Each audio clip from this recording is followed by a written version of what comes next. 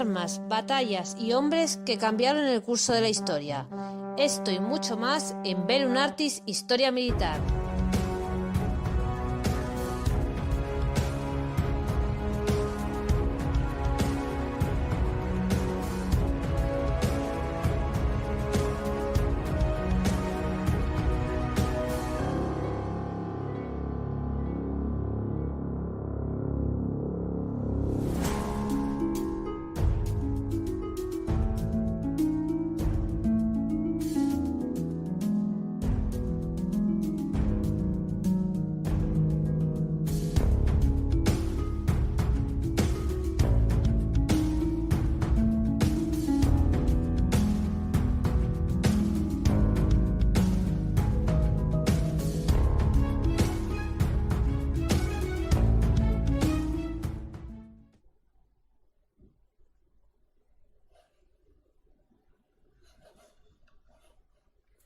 El 9 de agosto de 1945, justo cuando caía la segunda bomba atómica sobre Nagasaki, la Unión Soviética atacó a Japón en la denominada Operación Tormenta de Agosto. La campaña Relámpago, desarrollada en el continente asiático, no solo implicó la invasión de los dominios nipones en Manchuria y el norte de China, sino también sus posesiones insulares de las Islas Kuriles y Sajalín, uno de los episodios más desconocidos de la Segunda Guerra Mundial. Y aquí en Bellum Artis os contamos la invasión de Stalin de Japón. Soy Francisco García Campa y esto es Bellum Artis Historia Militar, el lugar de encuentro para nosotros, los apasionados de la historia. Hoy volvemos a viajar en el tiempo a la Segunda Guerra Mundial para conocer un escenario menos conocido de la Segunda Guerra Mundial. ¿Y quién mejor para llevarnos al oriente más lejano que nuestro amigo Rubén Villamor, un experto en Eurasia, y especialmente en 1945, como su página web Eurasia 1945. Pero antes de comenzar este viaje, os recuerdo que si os gusta este programa, nos podéis invitar a un café en nuestros sistemas de micromecenazgo en patreon.com, en PayPal y también, si queréis, en el Bizum que va a aparecer en pantalla. ¿El porqué de esto? Pues muy sencillo, para no depender de la monetización, que tiene sus cosas, y también, sobre todo, para poder contar temas que solo nos gustan a los muy cafeteros. Puede que un programa sobre Sajalín y las Kuriles guste a millones de personas, pero lo más seguro que no va a ser así. Y entonces vamos a hacer un programa para nosotros, el programa que nos gustaría escuchar. Muchas gracias a Latam por hacerte miembro. Muchas gracias. Pues empezamos este programa con nuestro amigo Rubén Villamor, que ya conocéis seguro de otros programas muy interesantes sobre este escenario oriental de la Segunda Guerra Mundial, como fue el programa sobre la Segunda Guerra Sino-Japonesa. Bueno, los dos episodios de la Segunda Guerra Sino-Japonesa. ¿Qué tal, Rubén? Hola, ¿qué tal? Buenas noches a ti y a todos los que están en este directo. Esperemos que se nos vaya sumando más gente a tu canal Eurasia 1945 y también aquí a Bellum Artis. ¿El por qué? Porque no es porque tengamos el ego muy grande, que también, más bien lo contrario, somos personas, y yo por lo menos que soy bastante inseguro, y bueno, si me sigue vigente me alegra, porque significa que el trabajo está bien, pero sobre todo el hecho, ahora fuera de bromas, de que nos siga gente, es para que más gente venga de invitados, ¿no? Hay invitados que tienen un caché, ¿no? Y ahí tiene razón Jordi Yasser, que lo dice, ¿no? Cuanto más seguidores tenga, más invitados de caché pueden venir, ¿no? Pues yo tengo invitados de caché que ya vinieron a Bellum Artis cuando éramos 2000 o menos. Uno de ellos fue Rubén, y por eso le agradezco mucho todas las presencias que tienes aquí en Bellum Artis para hablarnos de este frente oriental de la Segunda Guerra Mundial. Y bueno, también de la primera, porque tienes un libro muy interesante sobre cuando cayó Rusia, cómo se fueron constituyendo distintos estados. Un día tendríamos que hacer un programa, si te animas, y quieres recordar ese libro ya de hace unos años, de algunas de esas guerras. Hicimos uno sobre Ucrania, la guerra civil ucraniana. Sí, Muy interesante. Bueno, adelanto, no sé si lo comenté ya, porque lo llevo diciendo de hace poco, pero bueno, para otoño viene un libro bastante parecido a este, al colapso del Imperio Ruso, no parecido, pero sí en un escenario cercano, que es el Cáucaso. Va a ser sobre la Primera Guerra Mundial en el Cáucaso y Persia, también con ACRM. Ah, vale, perfecto. Pues ya sabes, tienes que venir. Pues hay uno que me pregunta ahí si tengo una figurilla de Cayo Mario. No, exactamente, figurilla de Cayo Mario no tengo. Tengo una que me autorregalé cuando escribí el libro, que está hecha en plastilina, de Benavente. Bueno, el que conozca la librería Tercios Viejos es el que está allí. Y tiene un hobby que es hacer figuras de plastilina. Y tengo una hecha de un romano, pero no es Cayo Mario exactamente.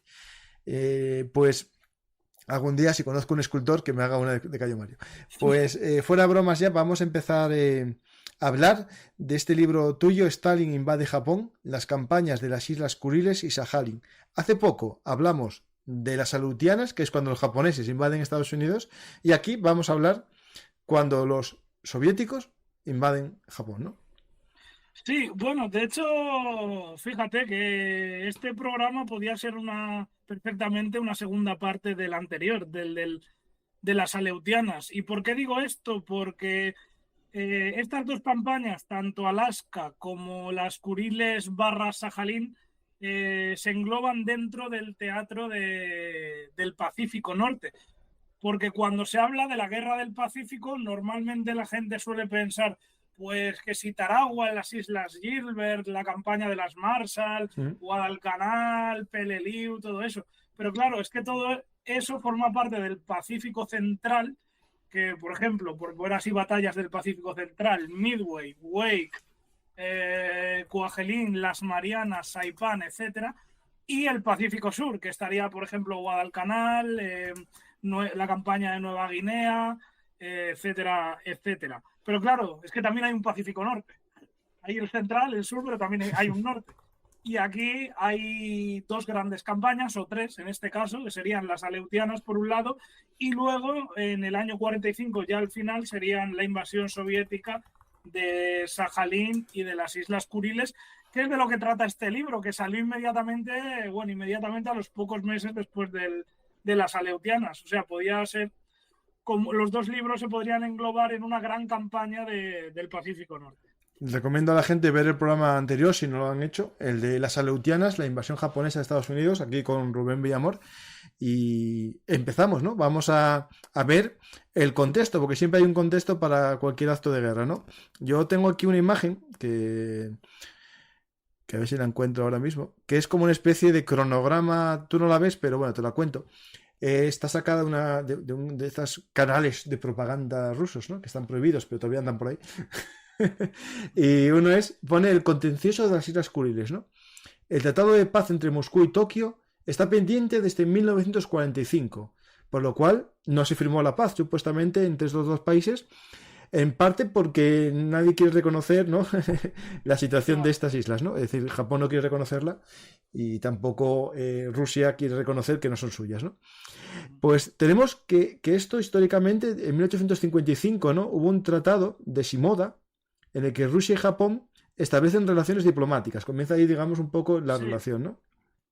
Sí, son unas relaciones diplomáticas. Se reconocen los derechos pesqueros de Rusia sobre la zona, pero ojo, es que hay que remontarse mucho antes de esto. Hay que remontarse prácticamente hasta finales de la Edad Media, en el año 1590. Que bueno, es un año clave porque es cuando se unifica Japón con Hideyoshi y todo eso. Es un año clave y también es un año clave para las Kuriles porque resulta que las Kuriles, bueno, son más de 20 islas prácticamente desde el norte de la isla de Hokkaido, que es la isla más septentrional de Japón, hasta la península de Kamchatka en Siberia. Son una especie de salchicha, forma así alargada y un poco torcida, forma este archipiélago. Y bueno, ¿qué ocurre en ese año? Pues resulta que hay 4 islas de las Kuriles, no todas, solo 4 islas, que son Etorofu, Shikotan, Kunashir y Habomai, que están al sur, y que bueno, que estas entran a formar parte del Japón unificado. Allí gobernaba el clan Matsumane y lo que hacen es unirse al Japón de Hideyoshi. Hay que aclarar que estas islas no eran ningún reino, ningún estado.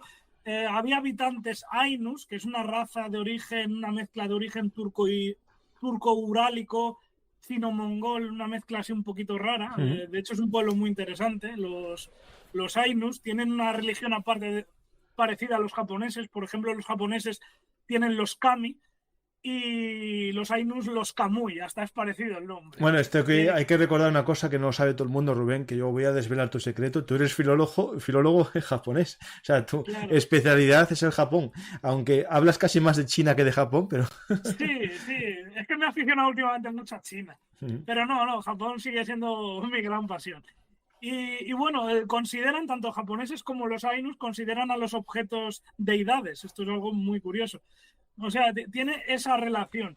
¿Qué ocurre? Que claro, esas islas, eso es Japón, es territorio japonés. Las otras no. Las otras quedan en una especie pues de tierra de nadie. Espera, estos Ainus, espera, te interrumpo. Pero es que yo te lo quería decir, pero ahora viendo la foto, ya no voy a meter la pata. Estos Ainus tienen una peculiaridad respecto a Japón, que es que tienen mucha barba, ¿no? Tienen mucha barba y muchos salen con el pelo castaño, no totalmente negro.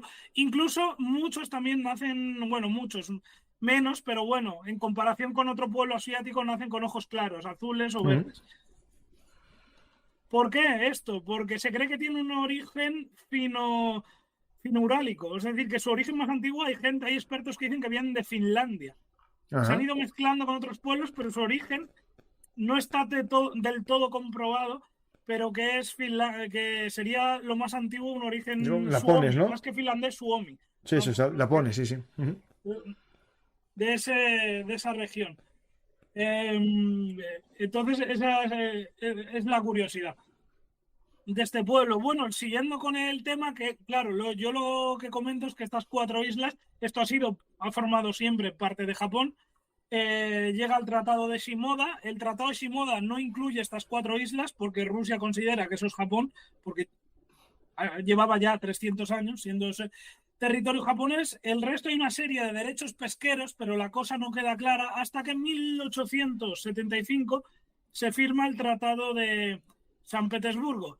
¿Qué ocurre con este tratado? Que al final Rusia, bueno, reconoce que todas las Kuriles van a quedar en una zona japonesa, pero a cambio Japón tiene que renunciar a otra isla que es mucho más grande, que está al oeste de las Kuriles, que es Sajalín.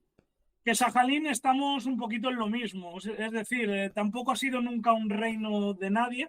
Viven ahí 4 tribus, los Nibiks al norte, los Oroks en el centro y también los Ainus, en este caso al sur.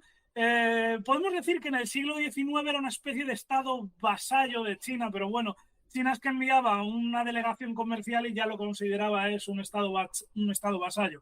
Pero bueno, no hay ningún documento oficial que acredite que eso es así. Pagaba un poco de tributo, pero bueno, pagaba a lo mejor determinada aldea. No podemos hablar de Sajalín, que fuese eso una provincia o un reino de China, de la dinastía Qing en este caso. Entonces eso queda en Rusia. Esa zona que, bueno, Rusia va a aprovecharse de la minería allí, sobre todo de extraer carbón. Va a permitir una pequeña colonia japonesa en Otomari, que es un puerto que está al sur de Sajalín, que, bueno, va a seguir siendo territorio ruso, pero como que le va a ceder como un enclave comercial ahí a Japón. De hecho, había más habitantes japoneses que rusos. Esto es bastante curioso en este puerto. ¿Qué ocurre? Pues que el negocio pues a los rusos no les va a salir muy bien, porque vamos a tener la guerra ruso-japonesa en 1904-1905. Japón, justo al final de este conflicto, en los últimos meses, va a desembarcar al sur de Sajalín, además en Otomari, donde tenían su enclave comercial, y bueno, van a conquistar pues prácticamente hasta el paralelo, creo que es 50, ahora se me ha ido en la cabeza. 50 norte, sí, 50 norte. Paralelo 50. Y bueno, no van a ir más arriba porque Estados Unidos, en este caso Theodore Roosevelt, como que se va a meter de por medio y en el Tratado de Portsmouth pues va a conseguir que los rusos retengan la mitad norte de la isla. Pero bueno, es lo que digo, el negocio pues no fue un negocio redondo para Rusia, porque al final perdió la mitad de Sajalín y encima renunció a la totalidad de las Kuriles, 30 años antes. Entonces, este es el panorama que tenemos, pues básicamente después de la guerra ruso-japonesa. Es curioso porque en la Primera Guerra Mundial, justo después de la Primera Guerra Mundial, Japón va a ocupar todo Sajalín y lo va a retener hasta 1925. Lo va a ocupar en el contexto de la Guerra Civil Rusa porque hay un puerto en Siberia que, bueno, había comerciantes japoneses y los bolcheviques van a azuzar a la población eslava a hacer un pogromo contra esta población japonesa, que, bueno, murieron cientos de personas linchados en la calle y fue un crimen terrible. Y como represalia, Japón pues lo que hizo es ocupar todo el norte de Sajalín y saquear todo lo que encontraron. De hecho, Japón formó parte de las expediciones aliadas, ¿no? También de Estados Unidos en esa zona. Y yo leyendo el libro de Anthony Beevor sobre la revolución, sí que se hablaba un poco, ¿no? De que se iba un poco más, se descontrolaba la situación. Básicamente Japón quería, más que ayudar a los rusos blancos, era conquistar el territorio ruso de esa zona. Claro. Es lo que intentó. Y de hecho, Sajalín es curioso, estuvo hasta 1925, ya terminada la guerra civil rusa, pues lo retuvo Japón. Eso sí, luego al final hizo un pacto con Stalin y volvieron al paralelo 50. Eso sí, Japón durante todos los años siguientes, prácticamente hasta el 45, durante los 20 años siguientes, adquirió parte de los derechos de la minería en el territorio soviético.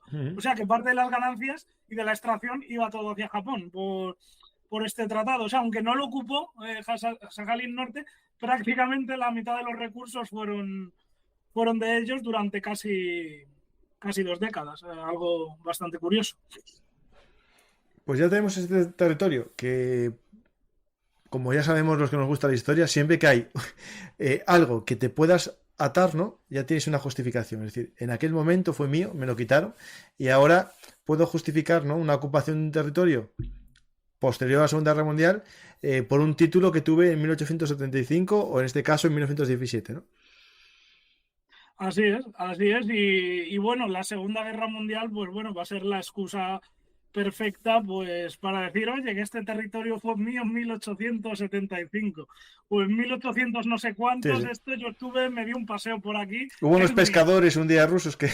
Claro, sí, porque es verdad, es que Rusia lo único que puede alegar es que pescaban por esa zona en el siglo XIX, o sea, tampoco puede alegar mucho más en determinados puntos concretos, no en todos, pero en determinados puntos concretos no puede alegar absolutamente nada. Y bueno, si te parece, vamos con la Segunda Guerra Mundial. Empezamos el fuego. Estamos justo en algo que es interesante. Lo voy a hacer un poco así, a lo mejor no sé si lo vas a contar tú. Al comienzo, un poco antes del comienzo de la Segunda Guerra Mundial, hubo conflictos fronterizos, ¿no? Ahí, si no recuerdo mal, entre Japón y la Unión Soviética, un poco antes. Pero después, en la Segunda Guerra Mundial, está muy tranquilo aquello, aunque Japón tiene una guerra contra los comunistas, ¿no? Contra el Comité, ahí no lucha nadie. De hecho, hasta Zhukov, ¿no?, que estaba allí en marcha, porque no pasa nada aquí. Y al acabar con los alemanes, ¿no?, pues los soviéticos, pues si tenemos unos enemigos ahí, ¿no?, en el oriente, vamos a aprovechar ahora, ¿no? Básicamente, puedo resumirlo mucho y ahora lo explicas tú mejor, ¿no? Sí, bueno, a ver... Pues es una zona tranquila, el Pacífico Norte, por lo menos hasta la campaña de las Aleutianas, que hablamos la última vez, que de hecho se cerró el estrecho de Bering. Rusia, por culpa de los japoneses, hubo en bastantes momentos que no recibió suministro del pacto del préstamo y arriendo. Hubo muchos hundimientos de barcos rusos, o sea, incluyendo un submarino cerca de Oregón, un submarino soviético que fue hundido en el 42. Pero bueno, la cosa fue tranquila. Stalin, hay que decir que se vengó en algunos momentos, porque sobre todo en la época del año 42-43, que es cuando hubo más hundimientos de cargueros rusos por submarinos japoneses, lo que hizo Stalin es que todas las estaciones de vigilancia que había a lo largo de la península de Kamchatka cada vez que avistaban un barco japonés se lo comunicaban a los norteamericanos. O sea, hizo ahí su propio, un poquito de juego sucio. Y también una cosa que pasaba muy a menudo es que cuando había algún avión con un problema técnico y aterrizaba en la Unión Soviética, ese avión era internado, la tripulación también, pero el NKVD organizaba las fugas. Luego decía Japón, ay, es que se nos han escapado. Digo, claro, se han escapado y tú les has acompañado hasta la frontera con Persia o donde sea, o a la frontera con la India británica, o Afganistán. O sea, era un poco... Era muy curioso que la mayoría, caer un prisionero norteamericano en la Unión Soviética, en esa zona, en Kachak, con esto, a los pocos meses siempre se fugaban, ¿no? Y llegaban sanos y salvos, o sea, sin ningún problema. Era una cosa bastante sorprendente. Había un hotel en Moscú donde se metía mucho a los pilotos americanos y tal que caían en la parte europea de Rusia. Los internaban en ese hotel durante mucho tiempo. Como no los podían mezclar, ni tampoco liberal, tampoco, había el Hotel Metropol, se hizo muy famoso por esas cosas. Ah, mira, no, esto no lo conocía. Pues sí, aquí era un poco más de lo mismo. Aquí siempre se organizaba. Normalmente siempre se organizaban cerca de la frontera con Persia, es curioso. Luego una vez ya llegaban a Persia, se iban a la embajada británica o americana y ya estaba. Y no había problema. Pero sí, todos estos que cogían de la guerra del Pacífico, porque con Japón no estaban en guerra, con Alemania no había problema. Caía un piloto norteamericano, se lo devolvía al instante, porque ahí no había problema alguno. Pero en el otro tenían que hacer el paripé para que Japón no se molestase. Había que hacer... Claro, salvo que el piloto dijese, no, yo estoy combatiendo con los alemanes, pero di una vuelta. Es que es un poco, es llamativo y claro, que a veces cuando nos parece extraño, ¿no? La actualidad o lo que sea, hay que entender que en la historia pasó igual. Tenemos aquí a la URSS que recibe préstamo y arriendo de Estados Unidos para una guerra, pero considera que para otra guerra, como él no es parte de esa guerra, claro, es que es cierto porque sería una ruptura de la naturalidad, ¿no? O tomar, digamos. Esto es algo que es interesante, Rubén, en las guerras, ¿no? Cuando un barco de una potencia beligerante en guerra entra en un puerto neutral, normalmente no puede salir. Se hace eso que es digamos, tiene el nombre que tú dijiste. Está el plazo de 24 horas. Sí, si pasa más ya se tiene que dar, porque también es verdad que si se queda más tiempo pueden venir barcos enemigos también a esperar la salida, como le pasó al Graf Spee en América, ¿no?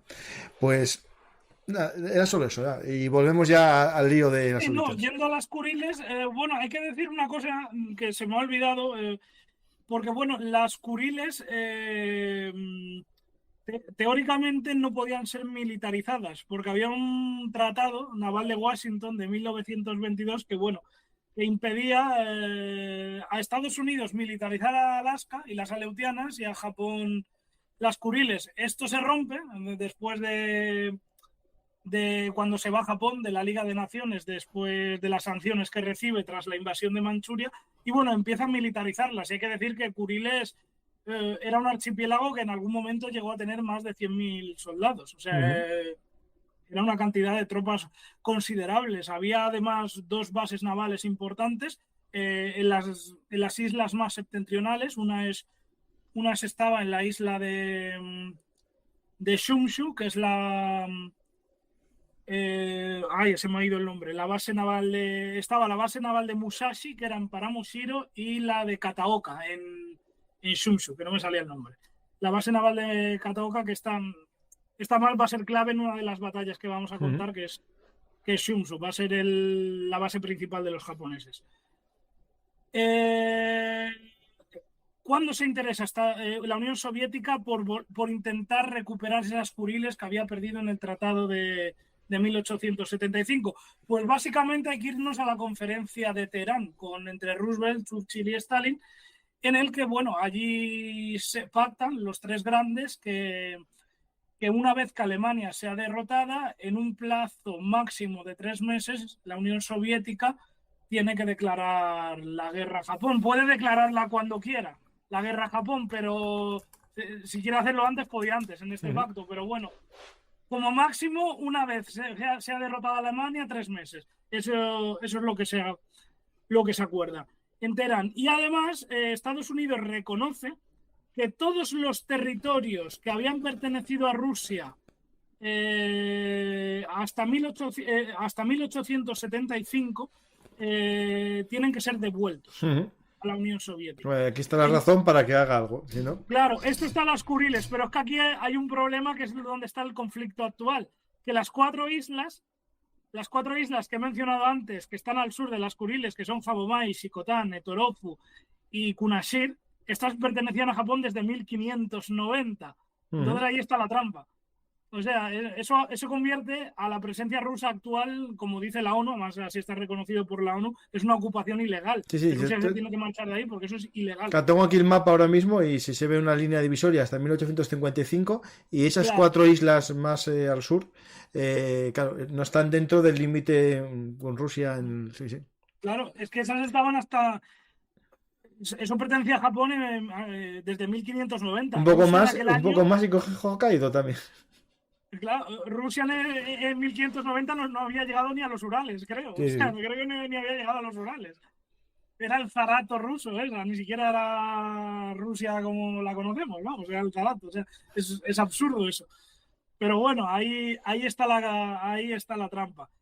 ¿Qué sucede en estos 2 años? Pues bueno, va a haber acción en las Kuriles, porque la aviación norteamericana va a bombardear las islas, va a dañar bastante tanto la base naval de Kataoka como la de Musashi. Sajalín no va a ser bombardeado básicamente porque no hay radio de acción desde las Aleutianas, no hay radio de acción hacia Sajalín, pero es curioso, en julio de 1945 va a haber un pequeño desembarco americano en Sajalín y lo van a protagonizar la tripulación de un submarino que es el USS Barb, que bueno, va a emerger por la noche, va a desembarcar un equipo y van a volar un tren en una vía férrea allí en Sajalín, que bueno, el Barb es conocido como el submarino que hundió un tren, una historia bastante conocida. De hecho hay una película de este submarino, no sale la historia del tren, pero sí que sale otra historia porque hundió un portaaviones también, este submarino,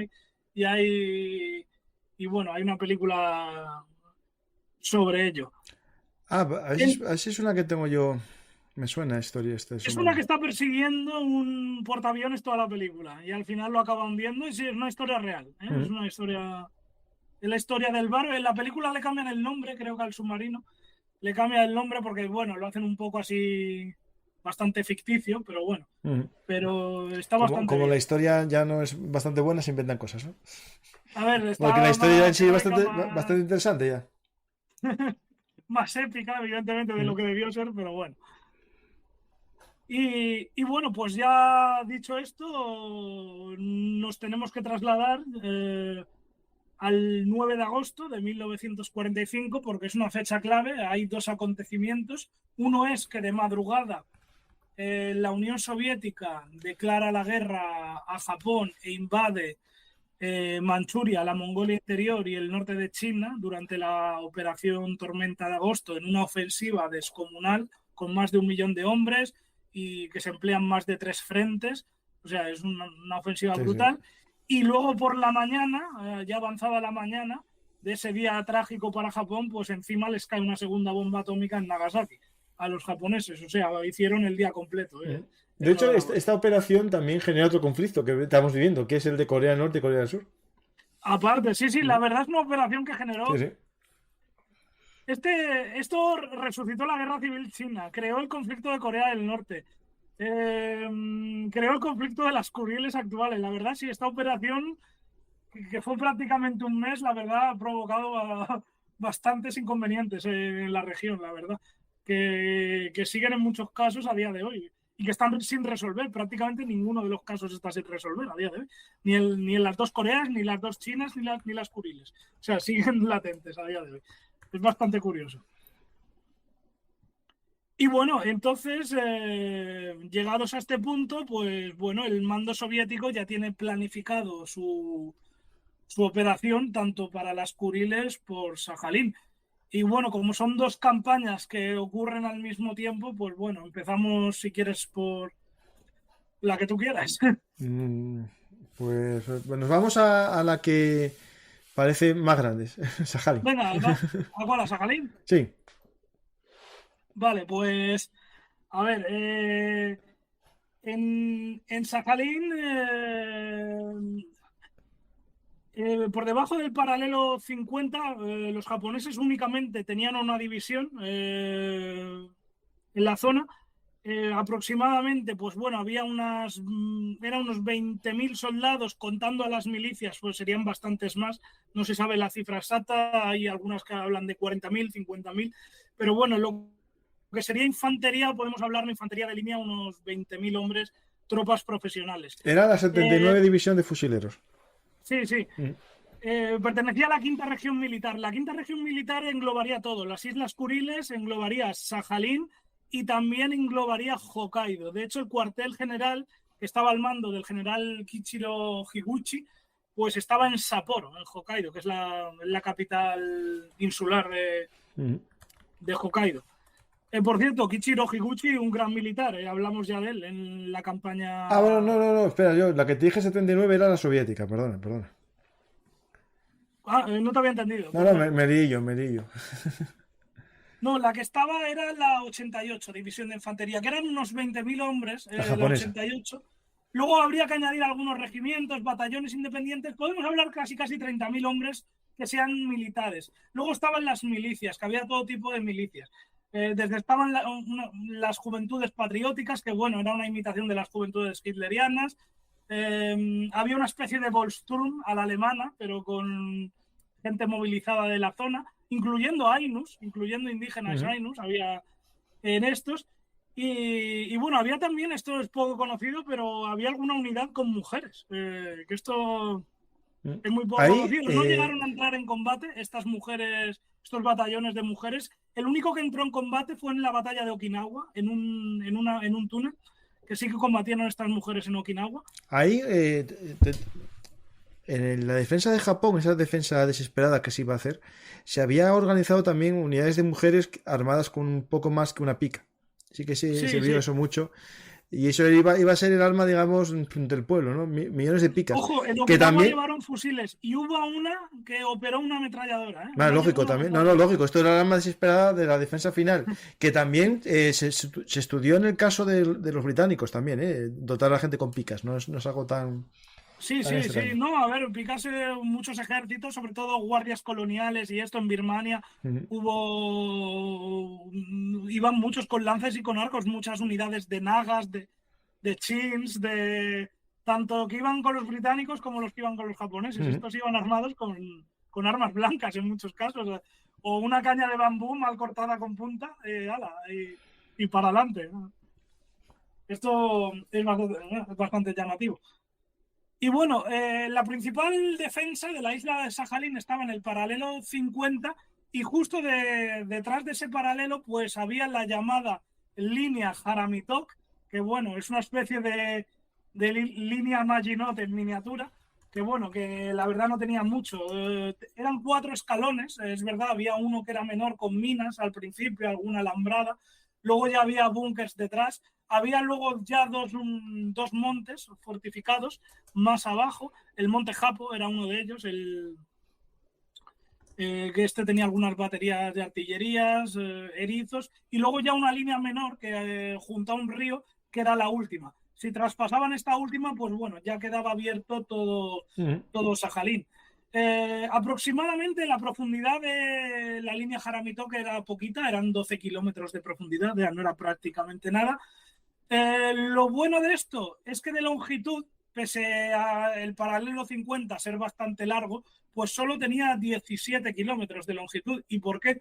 Porque a los lados de esta línea son montañas y barrancos impracticables. O sea, por ahí no puede pasar un ejército. Tienes que pasar por esos 17 kilómetros sí o sí. O sea, no hay otra forma Ahora mismo yo, como se me va a veces la pinza, Rubén, porque estoy buscando fotos y haciendo cosas.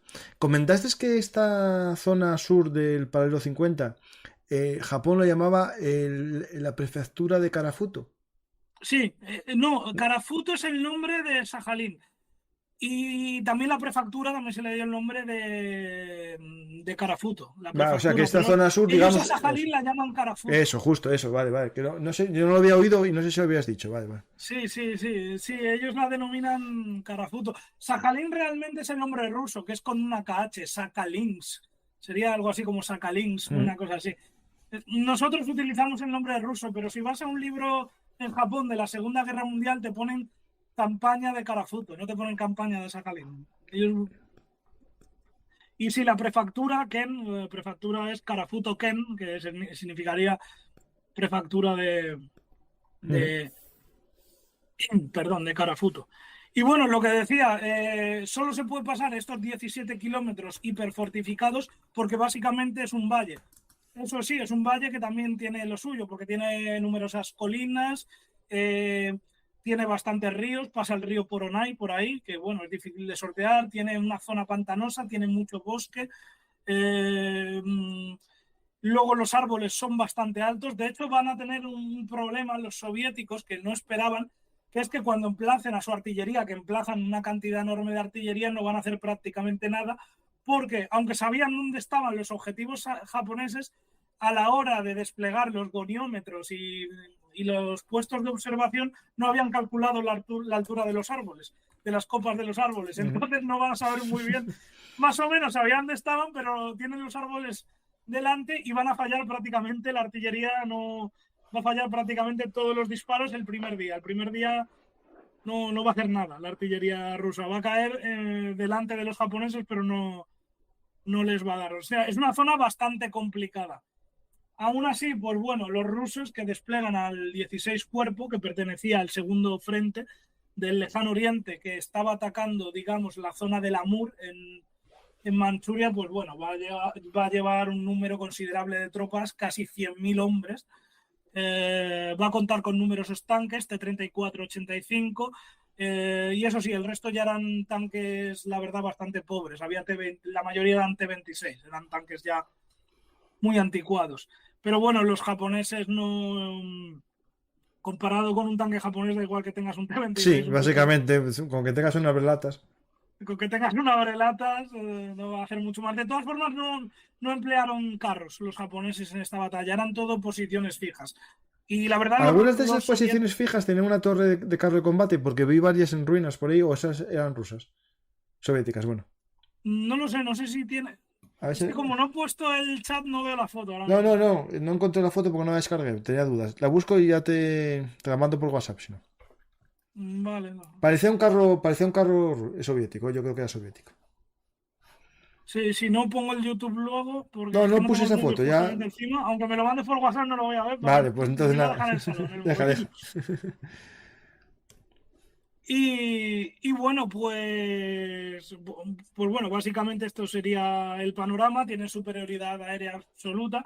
Los soviéticos tienen además una unidad paracaidista que va a intervenir también en el asalto. Y ojo, no solo se va a atacar la línea Jaramitok, va a haber desembarcos en los puertos, porque es verdad que la flota soviética, pues preparada para operar en el Pacífico, no estaba, pero para atacar Sajalín, que es una isla que tiene muy pocas tropas los japoneses y muy dispersas, pues bueno, con que lleves 4 gabarras, pues Sí. puedes desembarcar en cualquier sitio que no los pueden defender todos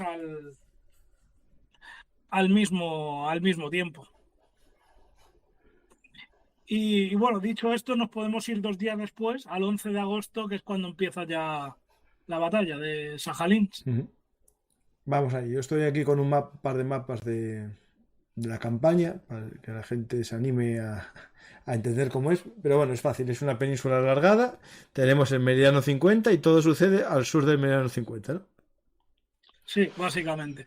Pues bueno, los soviéticos, la verdad, originalidad, pues no tienen para atacar la línea Jaramilk porque sería un todo para adelante, ya directamente. Ujú. Bombardeo de artillería que, como he dicho previamente, no hace nada el primer día y todo para adelante. En la primera línea, que era más minado, era un campo minado, alambradas, pues bueno, ahí sí que las superan, pero en cuanto llegan a la segunda, pues bueno, las posiciones japonesas están prácticamente intactas, sobre todo Además, la artillería japonesa, que tenía 2 grandes reductos, uno en la ciudad de Kotón, que estaba fortificada, y el otro en el reducto Honda, pues bueno, la verdad hace bastantes daños a los soviéticos. Los soviéticos encima pelean en una zona que los caminos están en algunos casos en zigzag entre bosques y encima bosques con la ladera elevada. ¿Qué quiere decir esto? Que bueno, los japoneses, aunque tengan artillería media, pues o ligera, a un T-34 frontalmente no le van a hacer nada, pero claro, en cuanto se ponga de costado, aunque tengas una brelata, pues al T-34 lo vuelas. Entonces, pues, disparando a bocajarro, en cualquier cosa, disparando a bocajarro lo vuelas. Entonces ahí sí que van a sufrir bastantes carros, soviéticos, van a quedar ardiendo sobre el terreno. Les cuesta bastante avanzar. Cometen un error clásico los japoneses, que es una vez que ya han castigado a los soviéticos, de repente dan la orden de Banzai y la carga Banzai a lo loco. Y salen todos de frentes, pero claro. No aprendieron en toda la guerra, ¿eh? Simplemente con fusileros, con ametralladoras, y llevaban muchos anticarro con ellos, que utilizaron los anticarros disparando metralla contra esta carga Banzai, pues bueno, la masacraron y bueno, ahí iban tomando poco a poco, pues básicamente los puestos defensivos. Luego hay una cosa que es bastante original, que es justo al este de la línea Haramitok, había un área pantanosa que los japoneses habían dejado prácticamente sin vigilar porque, bueno, ellos pensaban que era un terreno impracticable. Entonces los soviéticos, de manera muy inteligente, habían llevado a sus unidades de ingenieros allí, habían estado pues los meses antes talando troncos, teniendo rampas, y ¿qué pasa? Que en prácticamente 2 días tienen una pista sobre la zona pantanosa. Entonces de repente se ven los japoneses flanqueados por el este, en cuanto de los pantanos empiezan a salir tanques y tropas soviéticas. Esto recuerda mucho a la operación Bagration, que flanquearon a los alemanes por el Pripyat, por los pantanos del... Sí, los que separan Ucrania y Bielorrusia, más o menos en esa zona. Sí, que los sorprendió que los alemanes no tenían nada en esa zona porque decían, esto es impracticable, no van a hacer esto. No sé cuál fue el ejército que atacó, no sé si fue el de Rumiantsev, ahora no recuerdo el que atracó en Bagration. No sé, tengo un programa de Bagration que no me acuerdo, lo tengo con Antonio Muñoz Lorente, que el que lo quiera ver es un muy buen programa. Entonces, ahí aclaran las dudas, porque yo de memoria no me acuerdo. Sí, aparte, fíjate, pues estaba pensando en el libro de Antonio Muñoz Lorente, que lo leía ahí, pues, la táctica esta. Hicieron la misma táctica, estar durante los meses previos a la ofensiva talando troncos, atándolos, tendiendo pistas. Los ingenieros ya sabían el lugar donde tenían que... Pues hicieron lo mismo que en los pantanos del Pripyat. Exactamente lo mismo hicieron aquí en la línea Haramitok. Además, una cosa que es muy interesante, que se me ha olvidado comentarla, es que también desde el año 1943, que ya los soviéticos habían estado planificando esta operación en Sajalín. Entonces, al norte de la isla, lejos de las miradas de los japoneses, habían construido a escala la línea Haramitok a escala, lo que sabían de los reconocimientos aéreos, y entrenaban a sus soldados casi a escala en lo que se iban a encontrar. Evidentemente no sería igual, pero bueno, muy parecido, y entrenaban y repetían una y otra vez la operación. Entonces, en muchas ocasiones, cuando los soviéticos se desplegaban por el terreno, ya sabían más o menos la forma que iba a tener, dónde podía estar tal puesto defensivo. O sea, lo tenían memorizado porque ellos lo habían estado durante 1 año y medio en maniobras practicando una y otra vez. Esto es una cosa bastante llamativa. Sí, interesante. Sí, de hecho he intentado buscar otro ejemplo en la Segunda Guerra Mundial que construyeron un campo de batalla a escala para practicarlo y no encontraba nada. No, a mí no me suena. A escala, digamos, todo no. No, alguna posición puede que sí, tal, pero no. Sí, sé que los alemanes, cuando querían hacer la operación Félix en Gibraltar, buscaron una montaña muy parecida en Francia y practicaron sobre esa montaña. Eso sí que lo sé, pero bueno, era una montaña parecida, no crearon el terreno ni lo construyeron. De lo que se iban. Estos se hicieron todo a escala prácticamente. Fue una cosa sorprendente. Y bueno, al final, pues esto es decisivo, esta ruptura por los pantanos. Y bueno, ahí ya prácticamente la línea Haramitok podemos decir que está perdida. Los japoneses van a resistir unos cuantos días más, prácticamente hasta el 10 y algo de agosto. van a resistir, sobre todo en los dos reductos, que son Koton y Honda, que así, ahí sí es verdad, los soviéticos van a sufrir una cantidad de bajas tremendas desalojando estos reductos. Que bueno, poco hay que decir de esto, pues básicamente utilizan una táctica similar a lo que hacían los norteamericanos, pues ir búnker por búnker echando granadas con lanzallamas, porque bueno, con artillería y con tanques a los japoneses de debajo de la tierra no los puedes sacar, ahí tienes que ir prácticamente al cuerpo a cuerpo. Es un método tedioso y la verdad bastante costoso en vidas, pero bueno, al final llega un momento que los japoneses se acaban. Y bueno, al final rompen por ahí la línea Haramitok.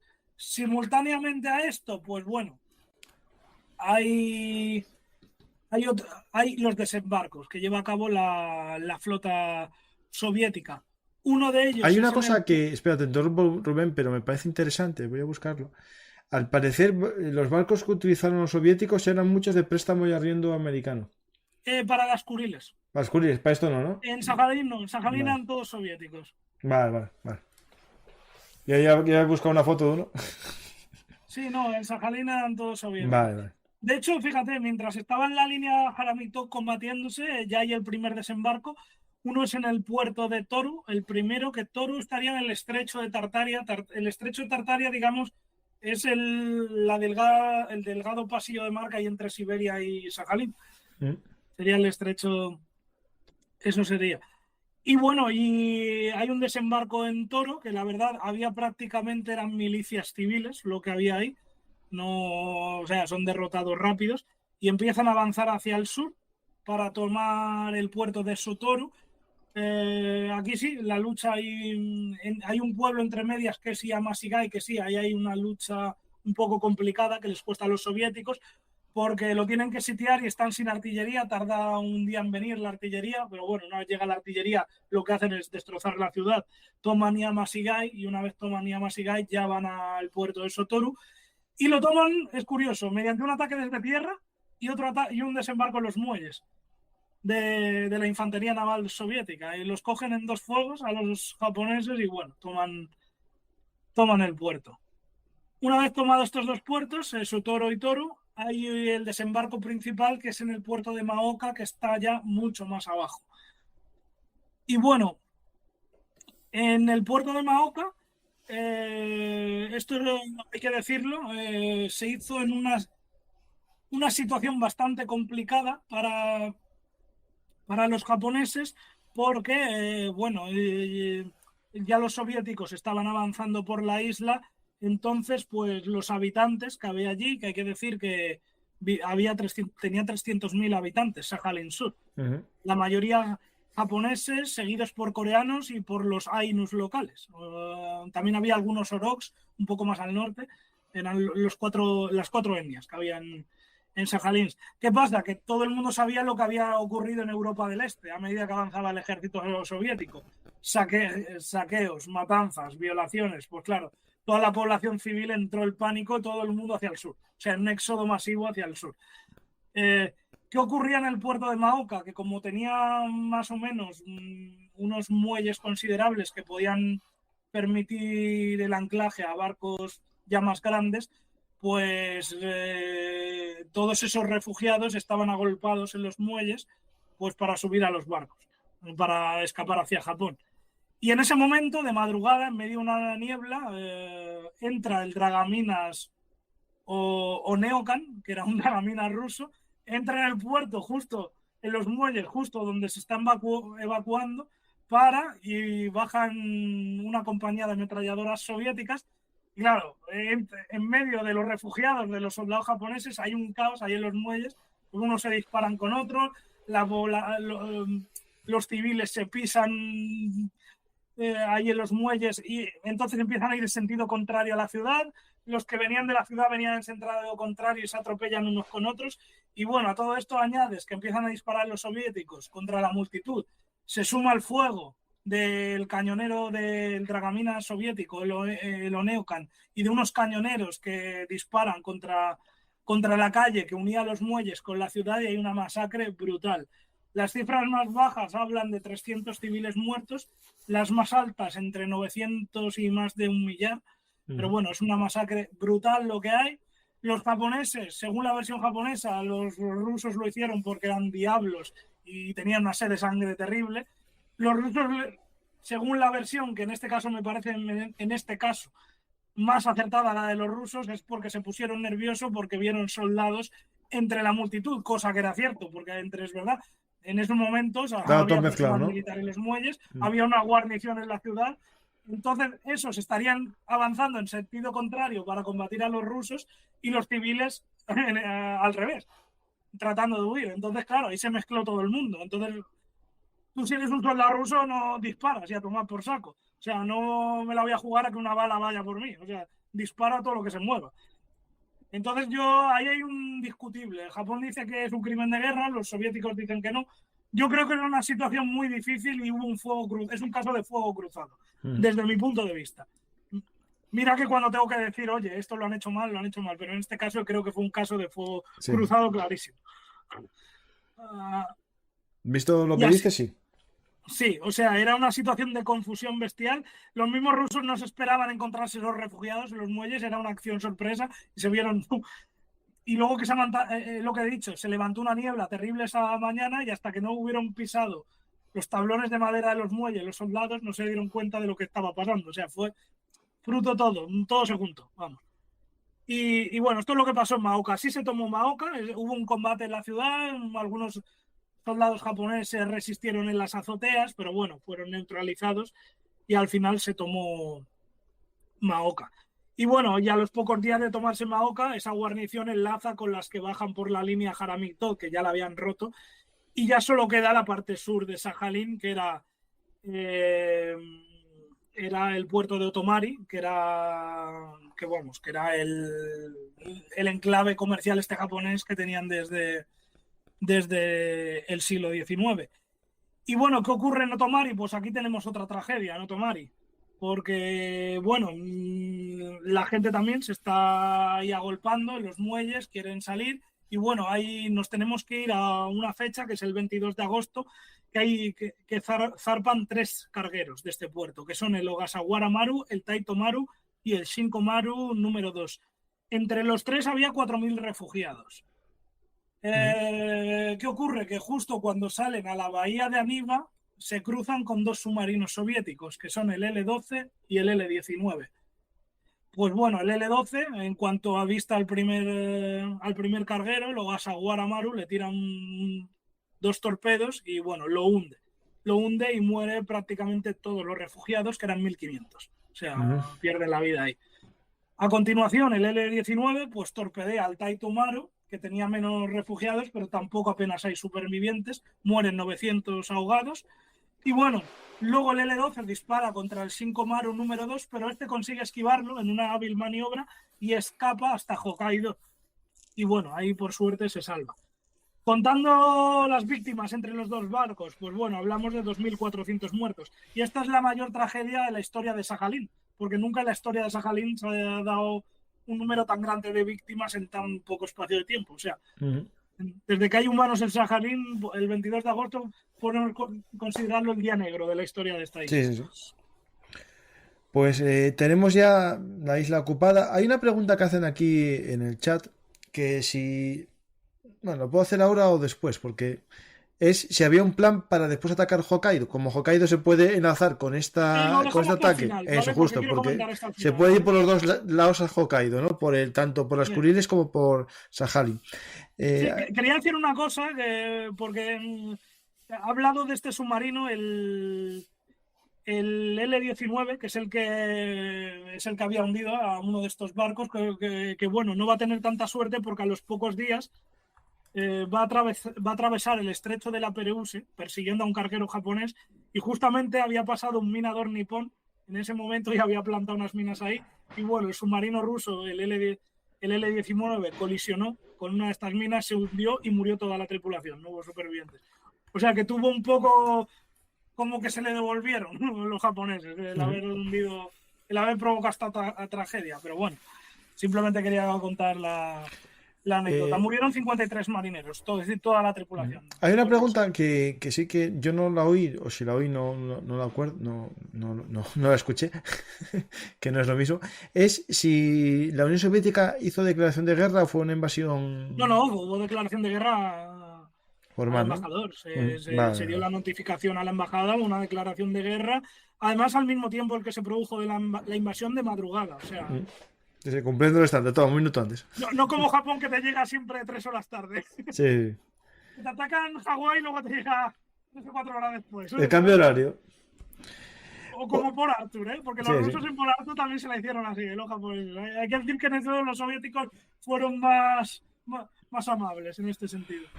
Y bueno, así se ocupó Sajalín, se ocupó Tomari. Hubo un puerto que además se ocupó de una manera muy curiosa, sin pegar un solo tiro, porque se habían cortado las comunicaciones japonesas. Entonces el oficial soviético desembarcó y convenció al comandante japonés de que Japón se había rendido, cosa que era falso. Entonces el comandante japonés se lo creyó, desarmó a sus hombres y se entregó a los soviéticos. Ese japonés no era de las afueras, ¿no? No se enteró, tenía cortadas las No, comunicaciones. porque otros, incluso sabiendo que habían acabado la guerra, seguían luchando. O sea. Esto fue en el puerto de Honto. Honto, ¿no? Y luego hubo también un salto paracaidista más al norte, que también fue exitoso, y ahí saltaron paracaidistas soviéticos. Y bueno, también tomaron un enclave que lo tomaron por sorpresa porque los japoneses no se esperaban recibir un ataque aerotransportado. Y bueno, y así podemos decir que concluye la campaña de Sajalín el 21 de agosto. Y bueno, voy a decir las bajas que tengo por aquí, perdón.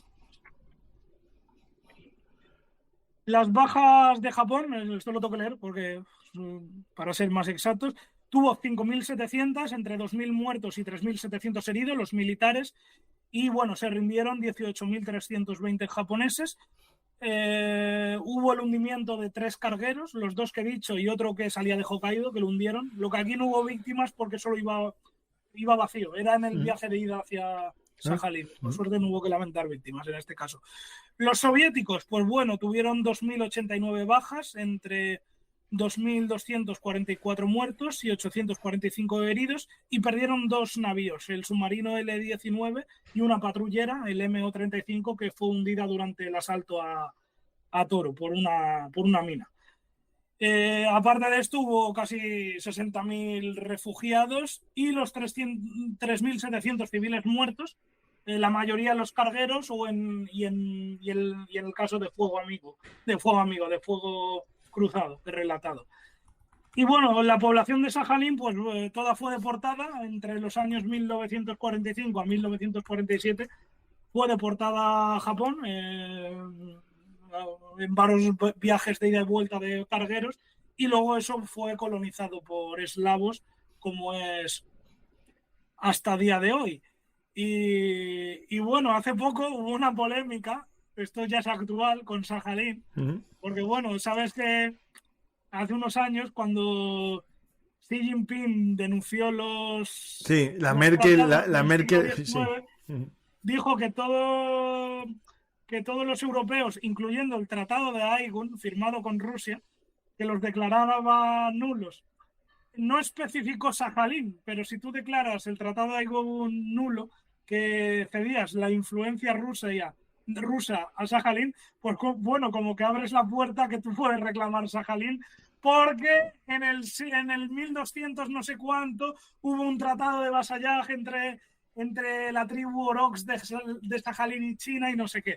Entonces ya muchos vieron en esto que era una reclamación China a Rusia. Es que no sé si aparece en algún mapa de esos. No lo creo, pero bueno, hay que dar la cosa. Yo no lo creo. Hay un mapa por ahí el que dio Merkel a un presidente chino, se fue Xi Jinping o el anterior, que había algo de la isla, aparte de Taiwán, otras islas que no estaban ahí muy claras. Es que ¿sabes qué pasa? Con la dinastía de los Yuan, que es esta dinastía de origen mongol, cuando los Khan conquistaron China y ellos hicieron su propia dinastía, los Yuan, hicieron un pacto de vasallaje con Sajalín. Pero ojo, que Sajalín, que no había reino ni nada, eran tribus, eran una especie de federaciones de tribus, los Ainus, los Oroks y los Nihibs, hicieron una especie de vasallaje con estas 3 tribus en la isla, que pagaban tributo. Entonces luego los Qing entendieron que Sajalín formaba parte de China y ellos en los mapas lo ponían como el territorio chino. Pero a ver, es que los habitantes de Sajalín ni se enteraban, ni sabían nada de esto. Entonces, no sé, claro, si tú dices esto, pues como que abres la puerta que en el futuro pueda reclamar Sajalín. Pero bueno, es que Sajalín realmente no ha pertenecido a nadie. El único país al que ha pertenecido es a Rusia y en menos tiempo a Japón. La parte sur menos tiempo a Japón. Pero bueno, en este caso sí que podemos hablar que Sajalín se lo queda quien fue el primero que llegó, y en este caso fueron los rusos. Está claro. Ahí sí que no hay duda. Digamos, ahí no hay, ¿cómo se llama esto? Derechos de propiedad. No hay derechos de propiedad. Sí. Es el derecho de conquista. Pues vamos a las siguientes islas. Vamos a coger la cadena de las Kuriles, que voy a volver a poner un mapa para que nos centremos. Mientras Sajalín, podemos decir que es paralela a la costa siberiana, ¿no? Sí. La Sajalín nos une Kamchatka con las islas de Japón, ¿no? Sí, así es. Y bueno, ya hemos hablado antes de las Kuriles. Si te parece, vamos ya directamente con la Segunda Guerra Mundial, porque ya hemos hablado ya. Sí, digo, para que nos centremos en esta V de, digamos, lo único, claro, sí, no sé si has puesto algún mapa, es que como no lo veo desde aquí, sí. No sé si has puesto un mapa, pero bueno, la campaña se llama la campaña de las Kuriles, pero yo no sé hasta qué punto es correcto ese nombre, porque realmente solo se combate en una isla que es la más cercana a Rusia, que es la de Shumshu. Es la única que se combate. Y también para Mushiro recibe algún bombardeo de la aviación soviética, pero poco más. Vale, Shumshu es justo la que está al lado de Kamchatka. Sí, está al lado, de hecho está a 10 kilómetros y medio. O sea, está prácticamente al lado. Yo creo que, no sé cuánto es el estrecho de Gibraltar, pero es bastante más el estrecho de Gibraltar. Sí. Bastante más. Sí, unos 14, sí. O sea, con un velomar yo creo que se puede hacer. Con un velomar y estando pedaleando en buena forma física, lo puedes hacer perfectamente. A lo mejor era la mejor flota que tenía la Unión Soviética en aquel momento. Sí. No, de hecho la flota se va a ver... Aquí va a tener un papel bastante lamentable la flota y el ejército. Hay que decir que la campaña de las Kuriles, contra lo que se cree, y luego lo matizaremos, podemos considerar que es una derrota soviética. O sea, así como Sajalín claramente es una victoria, también porque estaban ya en tierra, o sea, estaban en tierra porque tenían la mitad de la isla. En la campaña de las Kuriles es una derrota, a pesar de que se quedan con ellas. Luego explicaremos por qué esto es así. Esto parece más habitable que el que hicimos de las Aleutianas, pero tampoco es que sea esto la bomba de España. Aquí al menos hay árboles. Sí, hay árboles. Digo, parece. Ahí solo tenían un árbol, en la otra, ¿no? En las islas. Que plantaron un arbolito y pusieron el Parque Nacional con una valla. El Parque Nacional de Umna, que pone un arbolito ahí plantado, ya está. Pero sí, aquí por lo menos hay algún árbol, por lo menos aquí. Pues bueno, esto es curioso porque bueno, se va a encargar de las Islas Kuriles de atacar el área defensiva de Kamchatka, que bueno, la fuerza invasora es el 87 Cuerpo de Ejército Soviético, que tenía unos 15.000 soldados, más o menos. El general al mando era Alexei Gechneko, que bueno, este es un personaje que luego contaremos también porque era un personaje este hombre. Y bueno, la flota, pues bueno, van a ser 14 navíos de línea. No esperéis ver una flota, es una campaña insular del Pacífico, pero que la gente no espere ver ni portaaviones, ni acorazados, ni cruceros, ni siquiera destructores. Porque bueno, el barco más grande va a ser un dragaminas. O sea, el dragaminas Okhotsk, seguido por 2 cañoneros, el Kirov y el Dzerzhinsky. Y bueno, un minador, el KT-152, y el resto van a ser transportes, remolcadores, alguna gabarra, 2 buques oceanográficos y una pequeña plataforma artificial también. No es el Mulberry de Normandía, es una mini. Ya que no tengo un barco, hago algo que flote y lo arrastro. Sí, algo que flote malamente y lo arrastramos. Como he dicho, la fuerza invasora es de 15.000 soldados para las 2 primeras islas, que van a ser Shumshu y para Mushiro, pero la idea era irlas conquistando escalonadamente.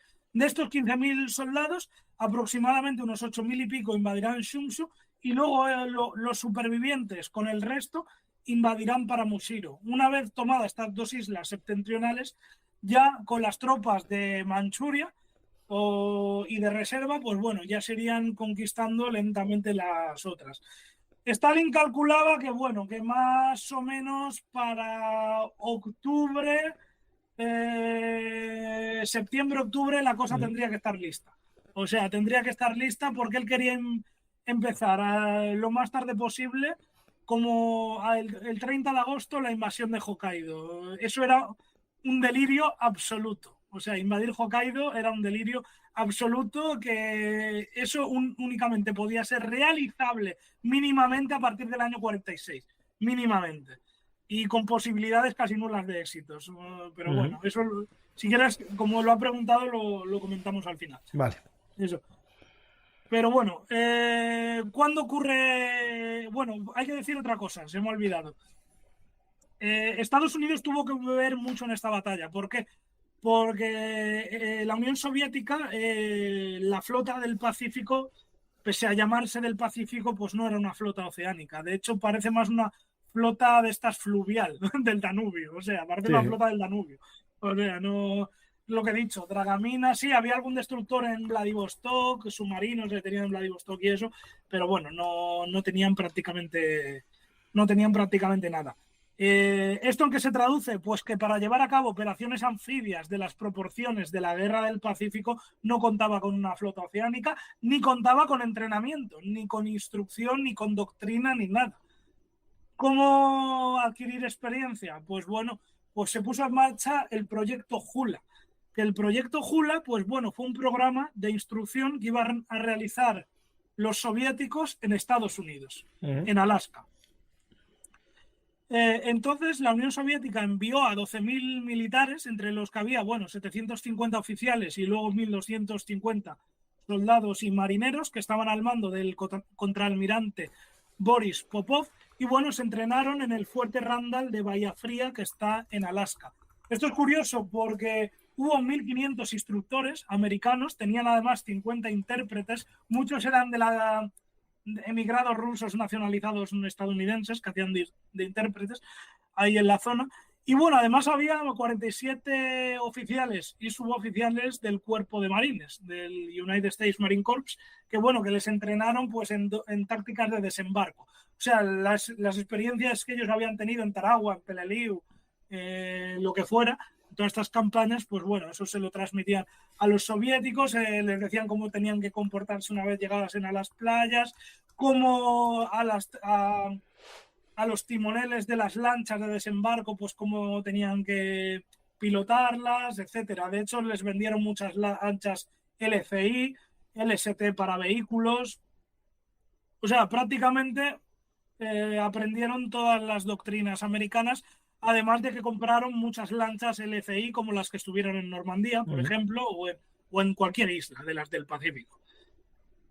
Entonces, pues bueno, vamos, si te parece, al 18 de agosto, que es cuando empieza la batalla de Shumshu, que ya tienen los soviéticos esta doctrina americana, y bueno, la verdad es que iban bastante confiados.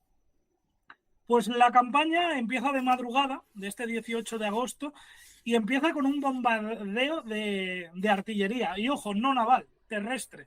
No, claro, 10 kilómetros. Ahí está, porque a 10 kilómetros y medio de Shumshu está la península de Kamchatka, y hay una prolongación de Kamchatka que es el Cabo Lopatka. Y ahí tenían 4 baterías de artillería, 4 grandes piezas de artillería de 130 milímetros, que a día de hoy siguen ahí oxidadas, pero siguen ahí.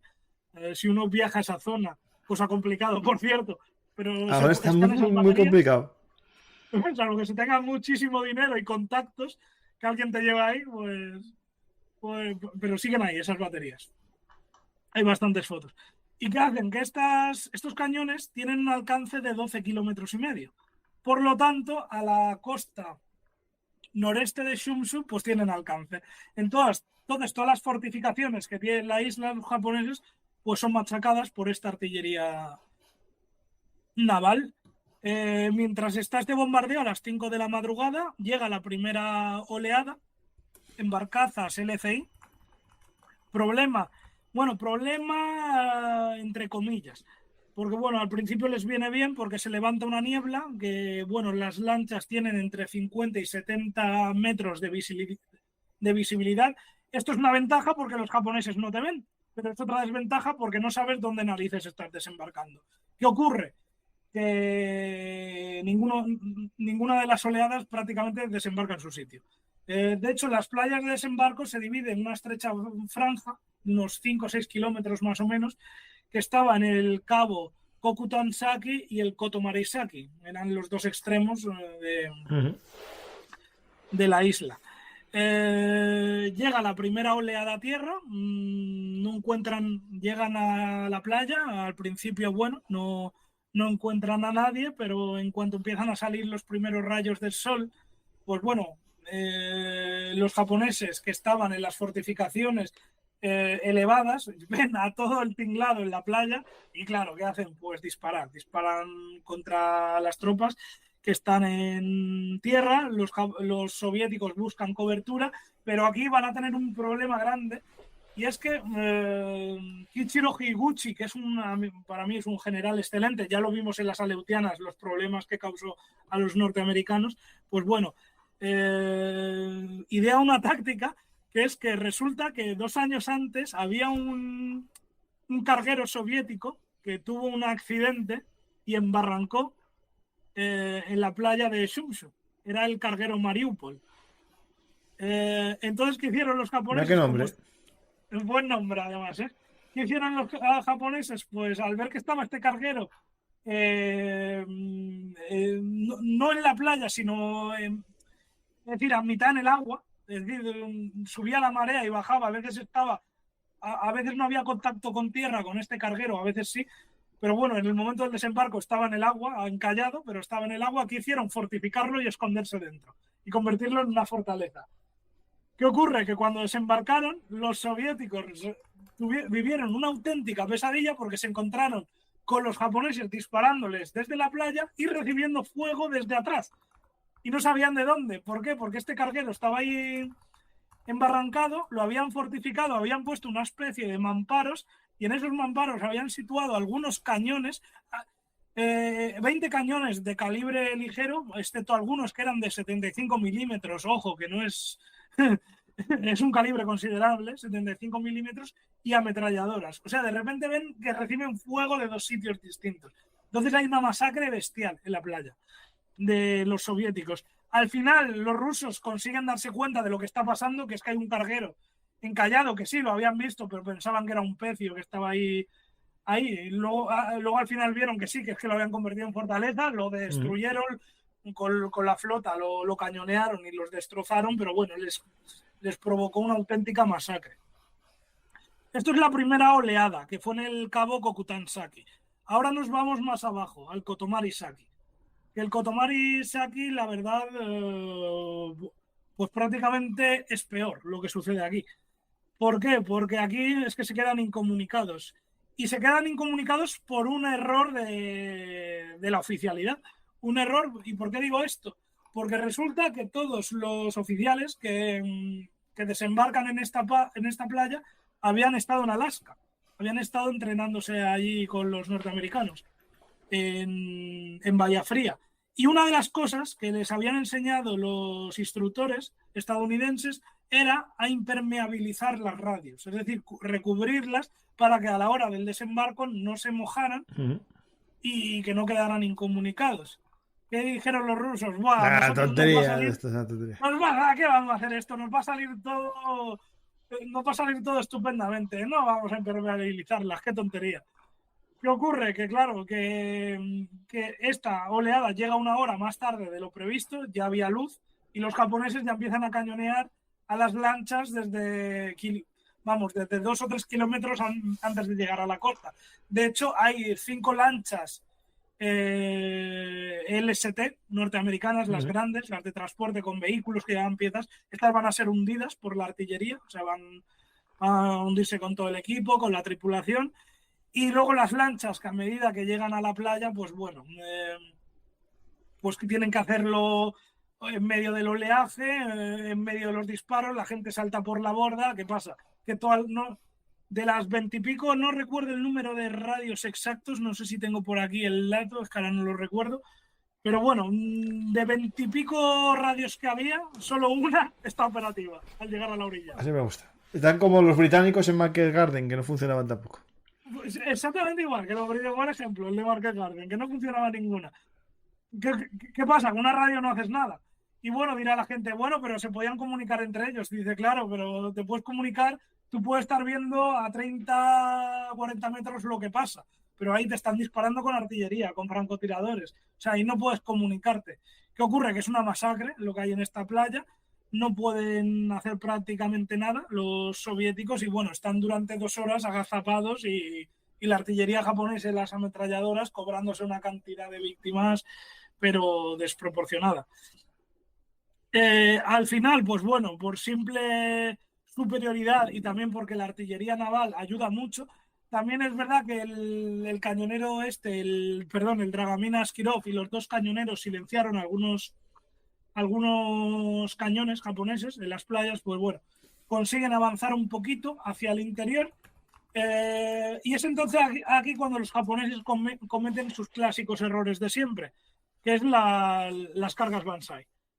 Que lanzan una carga Banzai y además lo lanzan con tanques Chiha, que es lo que comentábamos, que es una lata de sardina, lo que comentábamos antes. Los soviéticos, pues bueno, en un Chiha. principio... Chija. ¿Sí? ¿Cómo se llama el tanque? Chija. Chiha. No. ¿Cómo se escribe? C-H-I-J, no. Espérate, C-H-I... Y... C... Chija. Y guión J. Vale. Déjalo. C-H-I. A ver, te lo escribo en el chat, un momento. Sí, para poner una imagen, digo, porque... Y mientras tanto la Creo gente... que te lo envían una imagen de las que te he enviado. Ah, antes sí. para el programa. Vale. Espera, a ver, lo busco. Espera. Espérate, te lo escribo de todas formas. Espérate que no me sale el chat. Porque como voy metiendo yo más imágenes, ya tengo tantas aquí que... No sé qué pasa, no me deja enviarlo. No, si veo un tanque japonés que son todos... No sé qué pasa con el chat que no me deja. Vaya por Dios.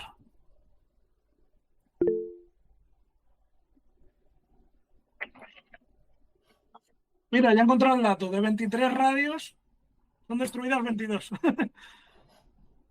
Aquí Vale. No, es estoy esta ahí foto, sí. Un tanque lleno de pernos y tal, es el japonés seguro.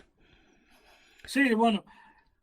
Entonces, bueno, lo que hace el comandante de tanques que da Sudeo Takeda, comete un error porque, bueno, carga con estos tanques y en ese momento los soviéticos apenas tenían rifles anticarro en ese momento. Entonces, ¿qué hace? Lanza casi 20 tanques contra la playa y los soviéticos destruyen 3. Pero por alguna razón, Takeda se asusta, piensa que tienen más tanques y se retira. Y esto podía haber decidido la batalla en ese momento, porque si hubiera continuado con la carga hacia adelante en esta ocasión, esta carga loca Banzai hubiera funcionado. Hubieran aniquilado a todos los soviéticos. Entonces lo que hace es retirarse, se reagrupa y vuelve 1 hora más tarde. 1 hora y pico más tarde. Vuelve. Con los 17 tanques. ¿Qué pasa? Que en esa hora han desembarcado casi un centenar de rifles antitanques, los soviéticos. Entonces, cuando llegan estos carros son volados como el papel, 1 a 1, pum, pum, pum, 1 a 1. De hecho, creo que quedan, no recuerdo, pero creo que solo vuelve uno. De los 17 que carga, vuelve uno que, bueno, se oculta en la cota 170, que era la que estaba justo detrás de las playas. Y bueno, y a partir de aquí comienza la batalla de la cota 170. Mientras esto ocurre, mientras se han consolidado estas 2 cabezas, consolidado entre comillas, porque son muy débiles, en la playa, pues bueno, Higuchi, que solicita apoyo aéreo a la aviación japonesa. Entonces, de la isla de Matua, que está en el centro de las Kuriles, pues despegan un total de 6 aviones. Son Nakajima B6N, del famoso torpedero Nakajima. y bueno, y se dirigen a Shumsu. Hacen un vuelo desde la zona del oeste y aparecen, digamos, por el estrecho Kuriliano. Sí, en una vertiente oeste-este, aparecen sobre el estrecho Kuriliano. Básicamente cogen a la flota soviética de costado. De estos 6 aviones, 3 se dirigen hacia el cabo Lopatka, iban equipados con bombas pues para destruir las baterías rusas que había ahí en la zona siberiana. Y es curioso, aquí estos aviones sueltan las bombas, fallan, pero bueno, es el único bombardeo aéreo que recibe Siberia en la Segunda Guerra Mundial. Esto es bastante curioso. Sí. Es el único bombardeo aéreo. Fallan y bueno, las baterías antiaéreas, que obviamente los soviéticos se habían esperado algo así, tenían baterías antiaéreas en la zona, pues bueno, derriban a 3 de estos aviones, a los 3 aviones. Los otros 3, en cambio, se dirigen hacia la flota soviética. Y estos iban sin bombas, estos iban en misión kamikaze. No iban ni con torpedos, era directamente kamikaze. No, estos eran kamikazes. Unos sí iban con bombas porque era un objetivo en tierra, obviamente. Y es más fácil acertar con una bomba que hacer un kamikaze contra un cañón, obviamente. Sí, que tiene una puntería bastante con grande. una bomba que con la metralla tiras destrozar el camión. O sea, aquí tenemos la puntería para dar un tanque, sí. Los otros sí que no eran suicidas, pero bueno, murieron igual los pilotos, los derribaron y cayeron ahí. Y los otros 3 sí. A uno de los aviones ni llega la flota, desde las mismas baterías antiaéreas desde Siberia derriban a uno de los aviones que cae en el mar. Los otros 2, uno apunta hacia un carguero de tropas, pero justamente cuando estaba enfilado ya hacia el carguero lo desvía, el fuego antiaéreo lo desvía y cae a unos pocos metros del carguero, bueno, se estrella y no acierta. Y al último kamikaze tiene suerte porque apunta contra el único minador que tenían los soviéticos en la zona, que era el KT-152. Y en este caso sí, es un impacto directo, coge el centro del minador, el barco, explota y se hunde. El barco se hunde y este es curiosamente, este 18 de agosto, el KT-152 se convierte en el último barco aliado hundido por un kamikaze japonés en la Segunda Guerra Mundial, que no fue americano, contra lo que se cree, fue soviético. Y bueno, y este sería el único papel, digamos, de la aviación japonesa en toda la campaña, básicamente porque no había aviones, estaban todos concentrados contra los americanos, básicamente. Esto era lo poco que tenía y aún así tenían algunos aviones, pero no había gasolina. La gasolina, pues prácticamente, de hecho, en aquella época ya utilizaban la resina esta de pino, o sea, era un desastre, no había nada para poner en el aire. Y bueno, mientras tanto, ¿qué ocurre durante el resto del día? Pues bueno, siguen las cabezas de playa, los soviéticos se abren paso hacia la cota 170, que hay una batalla súper sangrienta en esta montaña. Se aplican las tácticas de siempre, pues despejar cueva por cueva, búnker por búnker. Hay también otra cota al lado, que es la 171, que esta les provoca bastantes bajas porque hacía fuego de costado. Entonces, bueno, hubo ahí un asalto muy heroico. Y esto es muy curioso porque fue uno de los héroes, que lo tengo aquí el nombre, era el oficial de primera clase, Nikolai Vilkov, que bueno, que consiguió llegar al búnker de la cima, arrojó una granada, mató de la granada al artillero japonés, pero él recibe un tiro, se cae, viene un segundo soviético ahí, que era el marinero Piotr Ilyachev, y bueno, este consigue con una ametralladora agujerear a todos los japoneses que están en el búnker y bueno, al final toma el búnker de esta manera así, que bueno, hay un cuadro muy famoso del desembarco de las Kuriles que sale este hecho, de estos dos infantes navales rusos atacando este búnker. Espera, a ver si es el que tengo yo. Espera. A lo mejor es el que tienes tú, es que no lo veo de aquí, pero bueno, además iban con esta ropa que van de negro, con la gorra esta también de negro y luego el traje de rayas, vamos. No, esos son los de infantería marina. A ver, espera. Sí, la infantería marina, la infantería naval. Infantería naval, sí. Está en un cuadro, creo que está expuesto en el museo de... Me parece que está en el museo este de Moscú, de Moscú no, ¿cómo se llama el de la Marina? No está en Moscú el de la Marina, se me ha ido en San Petersburgo, que está el Museo Naval de San Petersburgo, creo que está ahí expuesto, si no me equivoco, el cuadro. Vale, eso lo encuentro porque no me sale, pero lo busco. Y bueno, al final cae la cota, 170, y con esto, pues bueno, ya tienen más o menos pues ahí una cabeza. Hecha esta cabeza, pues vamos al día siguiente, al 19 de agosto, que bueno, intentan abrirse paso hacia el sur, no pueden, hasta que, bueno, de repente, a mitad de la tarde de este segundo día en Shumsu, que los soviéticos no tienen prácticamente nada y han perdido pues a un tercio de la fuerza de desembarco, pues de repente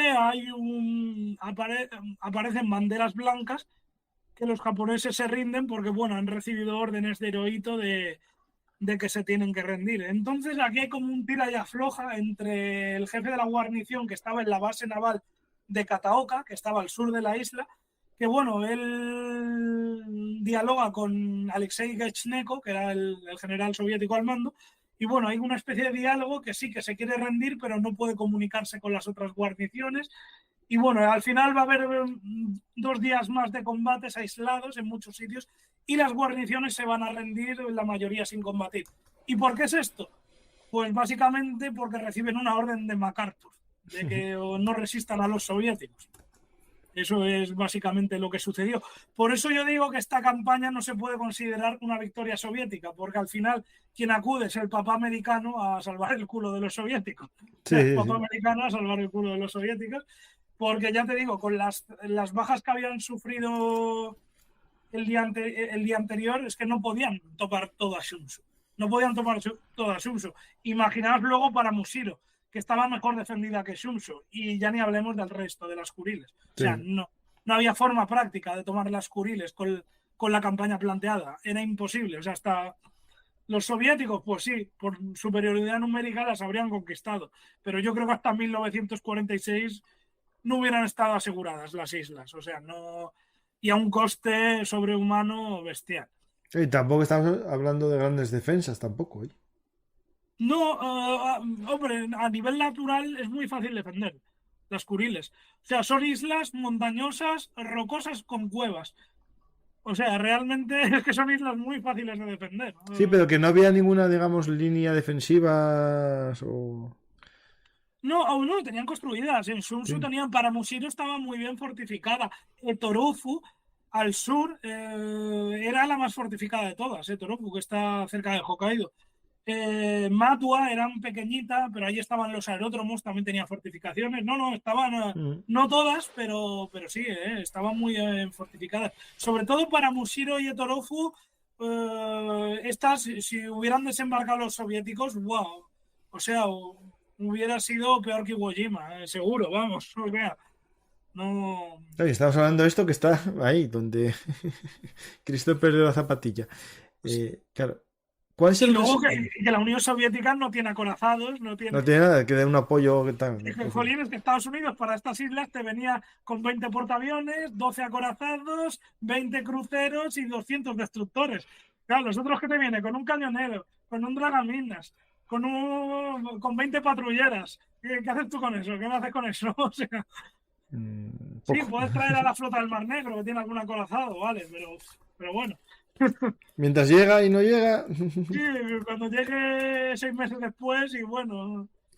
Y tampoco tiene el número que tenían los aliados. Y los aliados tampoco te iban a ayudar. O sea, porque cuanto más lento avances, mejor para Estados Unidos. O sea, no te va a echar un cable. Y que tampoco la aviación soviética era la estadounidense a la hora a nivel táctico. O sea, a nivel de aviación táctica no tenía la efectividad que la estadounidense, ni mucho menos. Entonces, y ya la estadounidense apenas hacía nada a los japoneses, porque bueno, siempre estaban bajo tierra, tampoco te hacía nada. Imagina la soviética. Sí. En esta campaña no hizo nada, Que prácticamente. me imagino los Il-2 Sturkovich atacando los barcos. Sí, No se usaron, ¿no? no. ¿Se usó? Y aparte, ojo, otra cosa, que la poca flota que tenían los japoneses en ese momento ya superaba a los soviéticos. O sea, la flota japonesa, que estaba en las condiciones ya en agosto del 45 lamentable, si hubiera querido desviarse a combatir a los soviéticos, lo hubiera barrido a la flota del Pacífico soviética. O sea, la hubiera barrido, la hubiera borrado del mapa. Y probablemente los americanos se hubieran quedado brazos cruzados. Diciendo, bueno, yo no hago nada, hago como que aquí no miro. Luego te la hundo a ti, pero mientras te enfrentes a los rusos, ahí te dejo. Aquí nos queda la pregunta, ¿no?, que se planteaba antes, era lo de Hokkaido, ¿no? Si estas islas estaban tan defendidas, Hokkaido cómo estaría, ¿no? Ahí. Claro. Sí, a ver, el problema es que hay que tener presente una cosa. A todo el mundo le sorprende. Yo cuando hablo, debato sobre el tema de Hokkaido, he tenido un montón de debates sobre el tema de la invasión de Hokkaido, he tenido muchísimos, y todo el mundo no se lo cree. Digo, pero ¿cómo el ejército soviético de 1945, el que ha hecho la ofensiva en el Vístula Oder, el que ha hecho Bagration, el que ha barrido a los alemanes de los Balcanes, de los Cárpatos, del centro de Europa, de Checoslovaquia, que ha derrotado a la supermaquinaria militar de la Wehrmacht, cómo no va a derrotar a los japoneses en Hokkaido? A ver, yo es lo que digo, es que no es lo mismo el contexto. A los japoneses, evidentemente, que les puede derrotar la Unión Soviética. Está el caso de Manchuria. El caso de Manchuria es una estepa llana, es el paraíso del Ejército Rojo. Eso que vemos cuando atacan la Mongolia Interior, el norte de China, es que barren a las divisiones japonesas, al ejército del Kwantung. Es que está en su zona natural el ejército soviético. Está luchando en sus llanuras, en su estepa. Puede hacer su batalla en profundidad, la doctrina Tukhachevsky. Pero es que las Kuriles, Hokkaido es la guerra del Pacífico, es la guerra que están llevando los americanos, una guerra oceánica. La Unión Soviética no es una potencia oceánica, es una potencia de segundo o de tercer grado a nivel oceánico. No es nada, son flotillas fluviales, casi lo que tiene hoy. A nivel logístico, por muchas tropas que tengas, que sí que puedes enviar 8 millones de soldados al lejano oriente, si te lo propones, vale, pero ¿cómo les transportas hasta ahí? ¿Cómo les mantienes logísticamente en esas islas inhóspitas y luego con unas condiciones climáticas que son mucho peor que por ejemplo, el Pacífico Central o el Pacífico Sur, donde operaban los americanos? O sea, eso es inviable. Las Kuriles es un buen ejemplo. Shunsu, al final se hacen con Shunsu porque llama a MacArthur y dice a los japoneses que se rindan.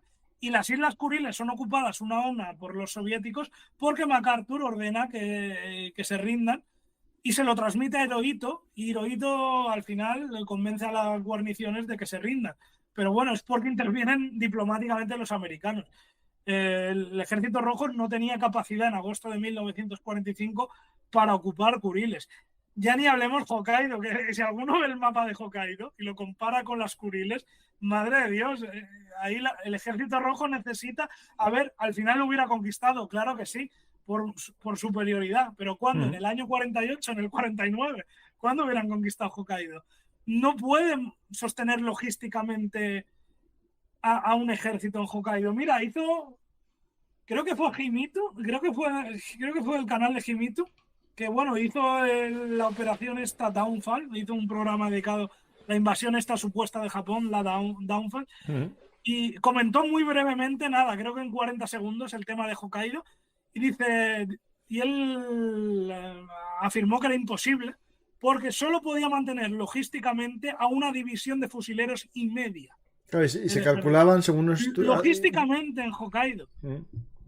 O sea, y Hokkaido, que es montaña, es nieve, ahí no puedes hacer una batalla en profundidad con tanques Stalin o T-34.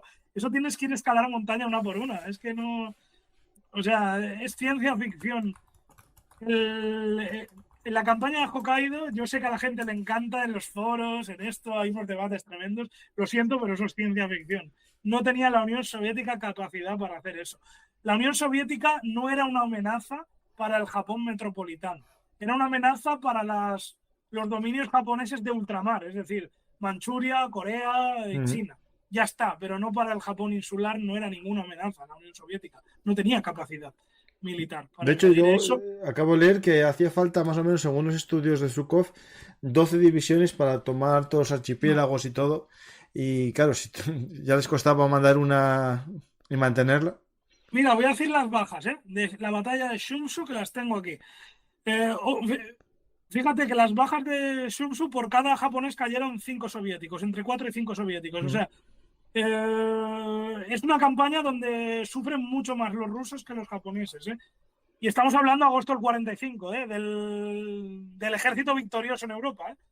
Fíjate, voy a empezar por Japón. Sufre 1018 bajas en Shunsu, de los cuales 473 son muertos y 545 heridos. Bueno, luego pierden los japoneses a nivel material 51 tanques, porque los malgastan en las playas, lo que hemos comentado, y pierden 8 aviones, los 6 que van y luego otros que no me acuerdo por qué motivo los perdieron. Estos los japoneses. Bajas soviéticas, 3.472 bajas, entre las cuales 2.421 fueron muertos. O sea, en 2 días de combate, 2.421 muertos en 2 días de combate. 1.051 heridos. Esto es curioso, hay más muertos que heridos, cosa que no suele ser habitual. Son hundidas 6 embarcaciones. No suele ser habitual, pero si no tienes sistemas de evacuación de heridos, pues claro. sí. Claro, es que estás en la playa. Claro. Un herido en la playa, frío, tiros por aquí y por allá, pues si te muere eso. Hundidas 6 embarcaciones, el minador que hunde el kamikaze, luego 5 lanchas grandes de las americanas y luego embarcaciones más pequeñas que están se hundieron bastante, pero no hay una cifra. Esto es curioso, Alexei Yevchenko en el primer informe mintió a Stalin, porque cuando supo las bajas que tenía dice Stalin me va a matar. Es que hablamos 3.400 bajas. Hemos dicho que atacan unos 8.000 hombres. Tú imagínate, si solo conquistas unos 12 kilómetros del noreste de la isla y ya has perdido 3.472, o sea, te quedan menos de 5.000. Te quedan menos de 5.000. O sea, para conquistar toda Shumsu. No puedes conquistar Shumsu. Has perdido toda tu grueso invasión. Y aunque lo conquistes, que te van a quedar 1.000 tíos sanos. O sea, es que pierdes todo tu grueso de invasión. Es insostenible eso. Era imposible conquistar. Les quedaba Kataoka. Kataoka era lo más difícil de conquistar de Shumsu. Era imposible. Y tú imagínate el resto de las Kuriles. No, y estamos hablando de una isla. Isla por isla. Son 20 islas más. A los americanos ya les costó ir saltando de isla a isla con todo lo que tenían de capacidad en las aleutianas. Imagínate todas las Kuriles, y para invadir Hokkaido tienes que tener aseguradas las Kuriles. Y luego ponte a invadir Hokkaido. Eso era inviable. O sea, la invasión metropolitana de Japón por parte de la Unión Soviética era inviable. De los aliados sí, también a un coste enorme, pero por lo menos de los aliados occidentales sí que tenían una logística. Pero no la Unión Soviética. Y papá americano no te iba a ayudar, en este caso, a invadir Hokkaido. No te iba a ayudar, seguro. No, porque ya había más o menos pactado ya que se rindiesen los japoneses. No, y porque ya estaba la Guerra Fría, o sea... E incluso MacArthur quería esas islas para él, o sea, toda esa zona para él. Claro. Y como mucho, ya os dejamos claro. Mejor, o sea, en Teherán os dejamos claro lo que había sido vuestro. Claro. Y las otras 4 fue una ocupación ilegal y errónea. Y errónea porque cometió un error, Higuchi, que cuando se dijo que se rindiese, a los soviéticos se estableció la guarnición de las Kuriles, pero en el tratado de Teherán, que luego fue suscrito nuevamente, reafirmado en Yalta y en Potsdam, no se incluían las 4 islas estas del sur. O sea, claro, los americanos seguramente por un error no informaron. Tendrían muchas cosas más importantes que pensar en ese momento, porque tenían que hacerse cargo MacArthur de la gestión de un imperio entero en ese momento. No estaría pensando en 4 islas por ahí perdidas que iban a los soviéticos. Y Higuchi, si se hubiera defendido en estas 4 islas, con que se hubiera defendido ya se hubiera evitado este conflicto. ¿Por qué? Porque Estados Unidos no hubiera dicho, oye, no, ríndete a los soviéticos. No hubiera dicho eso Estados Unidos. Hubiera dicho a Stalin, oye, reembarca tus tropas porque eso no entra ni en los tribunales en Potsdam, ni en Yalta, ni en Teherán. Sí. Pero claro, nadie le informó de esto y Higuchi pues voluntariamente las entregó a los soviéticos sin luchar, porque no lo sabía él en ese momento. Ahí fue un error de comunicación entre MacArthur y Higuchi. Ahí fue un error realmente... Y mira, un error que lleva a un conflicto diplomático a día de hoy. Por cierto, la ONU dice que eso es Japón, ¿eh? La ONU dice que eso es Japón. Pues nada, si no tuviesen más nucleares, a lo mejor aprovechaban la oportunidad. Pues vamos a ver alguna pregunta más de las que hay aquí. ¿Por qué la Unión Soviética no tuvo una marina significativa hasta la Guerra Fría? Bueno, tuvo capacidad y es como una potencia continental, ¿no? Ya que no tengo de todo, pues me centro en lo que puedo. Sí, por eso mismo, porque es una potencia continental, tienes que invertir más, o invierten más en tierra o en mar, y es lógico, por simple geografía tienes que invertir más en tierra, porque bueno, la salida al mar de Rusia es muy poca, o sea, el mar Báltico, el océano glacial ártico ahí en Siberia. Por eso cuando ahora venga el deshielo, sí, pero... El Mar Negro y el Pacífico Norte, o sea, son zonas secundarias, no es como Gran Bretaña que tienes el Atlántico y los dominios por ahí perdidos en todos los océanos, o Estados Unidos que tiene salidas al Pacífico, o Japón, o sea, no. Entonces es lógico y tienes que defender esa frontera de tantos enemigos, tienes que invertir más en tierra, es obvio. No. Bueno, tengo entendido que Sahali fue japonesa, sí, lo explicamos. La mitad era japonesa hasta el comienzo de la guerra, por eso es la batalla. Pregunta a Rubén sobre su siguiente proyecto literario. Algo contaste ya al comienzo del programa, pero llegó tarde, recuérdaselo. Sí, sí, el frente. Vuelvo a la Primera Guerra Mundial a hablar del frente del Cáucaso y de Persia de 1914 a 1918, o sea, una prolongación del famoso Gran Juego. En este caso entre Rusia, el Imperio Otomano y en menor medida Alemania y Gran Bretaña. Que en el libro este que... Persia también participó mucho en esta campaña, que tiene un papel muy importante este país.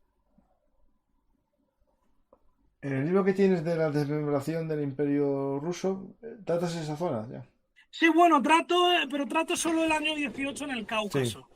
Que también lo vuelvo a tratar, pero de una manera muchísimo más ampliada y bueno, o sea, le hace o sea, queda ensombrecido el colapso. No, esto era un poco, sí. Con esto, o sea... el desgaste de la URSS implica un desgaste limitado, desangrante, aunque poderoso ejército soviético. Bueno, sí, pero bueno, digamos lo que perdió aquí en Japón fue poco comparado con lo que perdió en Europa, eso está claro. A ver, claro, es que solo hubo un mes de lucha y el mes del año 39, el Halkin Gol, ya está, no hubo más. Esta pregunta yo creo que la respondo yo, y si la respondo muy mal, me lo dices. ¿La URSS tenía capacidad de construir portaaviones y cruceros a buen ritmo para vencer aún mermada a la Fuerza Naval de Japón sin el apoyo de Estados Unidos? No, portaaviones no, lo digo yo, porque no llegaron a hacer un portaaviones curioso casi en su historia. No. Tenían uno que era un... Es que para llevar una invasión a Japón necesitas una flota oceánica, entonces no tiene capacidad industrial la Unión Soviética. A ver, si se hubiera puesto a invertir en ello, sí, puede tener una pero capacidad. el portaaviones que tuvieron ya fue... va a tardar años, claro. O sea, que vas a tener una guerra de 10, 20 años contra Japón, no tiene sentido, o sea, no tiene sentido. No, imposible. Y aparte, el tipo de guerra que se iba a producir, que sería por las Kuriles y descender continente abajo, o isla abajo, mejor dicho, islas hasta Japón, no es el mismo escenario militar que las guerras de portaaviones de mitad del Pacífico, que es lo Claro. Primero vas a tener una flota que bloquee todas esas islas, una flota que tenga soporte artillero, o sea, necesitas grandes acorazados, cruceros... portaaviones quizá no, porque tienes tierra al lado y ya tienes las Kuriles y las has conquistado.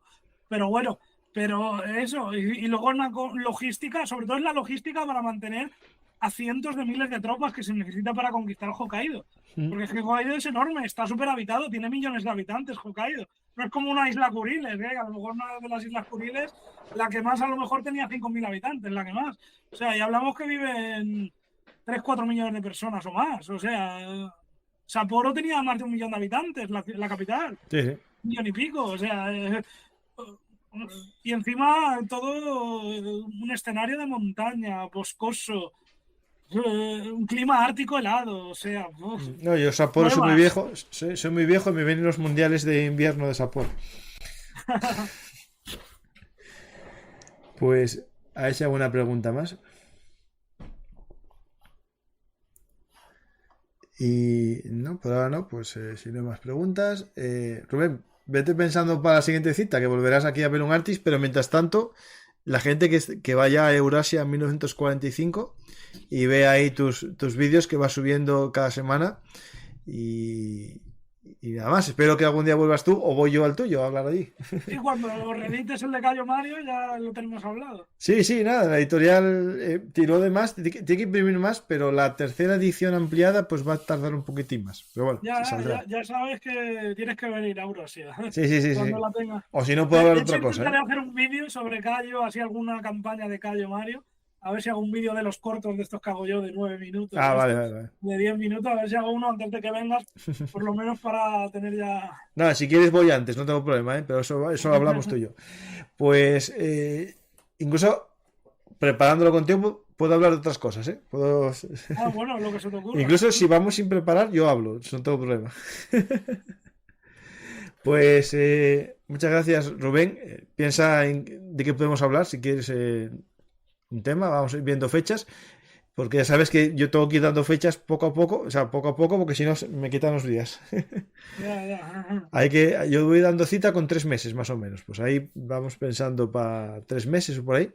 Y muchas gracias, Rubén, la verdad que es un placer siempre hablar, escuchar tus conocimientos de historia, que a mí me asustan todo lo que tienes metido ahí. Porque yo tengo cierta memoria, pero lo tuyo es de los que da miedo. Leo mucho, tengo por ahí muchos datos. Sí, Que pero no bueno. estoy aquí rodeado, pero bueno. Pero sé perfectamente que no preparaste, que lo tienes de tu programa de la última vez, pero no te dio tiempo a revisar. Pues muchas gracias, Rubén, todo un placer. Y a la gente que se anime, eso, tiene los libros de Rubén Villamor, puse un enlace de compra en la descripción del programa para que entren ahí y vean todos los libros que tienes, Rubén, y se animen a aprender historia contigo, que aseguro que va a ser un gusto. Y también a ver los programas que tenemos anteriores juntos, especialmente las guerras sino-japonesas, que creo que junto a tu canal somos los únicos que hacemos mención casi en profundidad a este conflicto. Sí, eso es verdad, muy poco lo toca. Sí. Además en la profundidad, que yo creo que en mi canal... El gato historiador lo toca bastante. Sí, es verdad, también, sí, justo. Pero él lo que toca son memorias de soldados chinos o japoneses en ese conflicto. Sí, es verdad que tiene bueno, algunos, sí. Tienen vídeos muy buenos de la guerra chino-japonesa. Y también le gusta mucho la sino-vietnamita, que yo tengo un pequeño artículo, que lo puedo convertir un día en audio. A lo mejor me animo a hacer artículos del blog en audio y así generar un contenido distinto, más corto, ¿no? A ver si me animo. El tema es que me anime y que me dé la vida. Mira, si está aquí el gato historiador. Está por aquí. Sí, está aquí. Rubén es un fuera de serie. Acabamos de hablar de él y mira, está aquí, sale aquí. Como es importante, tiene ya la marquita esta que hacen en YouTube ahí puesto ahí en el chat. Pues nada, también es un saludo a él, que yo estuve también ahí. Un día me entrevistó y fue todo un placer estar con él también hablando. Esa fue una entrevista genérica, así, hablando un poco de mí. Pues muchas gracias, Rubén, y piensa el tema para la siguiente cita. Yo te tiro Piénsalo para... tú también, tengo muchos temas. Pues mira, pues ya lo tengo pensado, tengo ganas desde hace mucho tiempo y no me digas que no.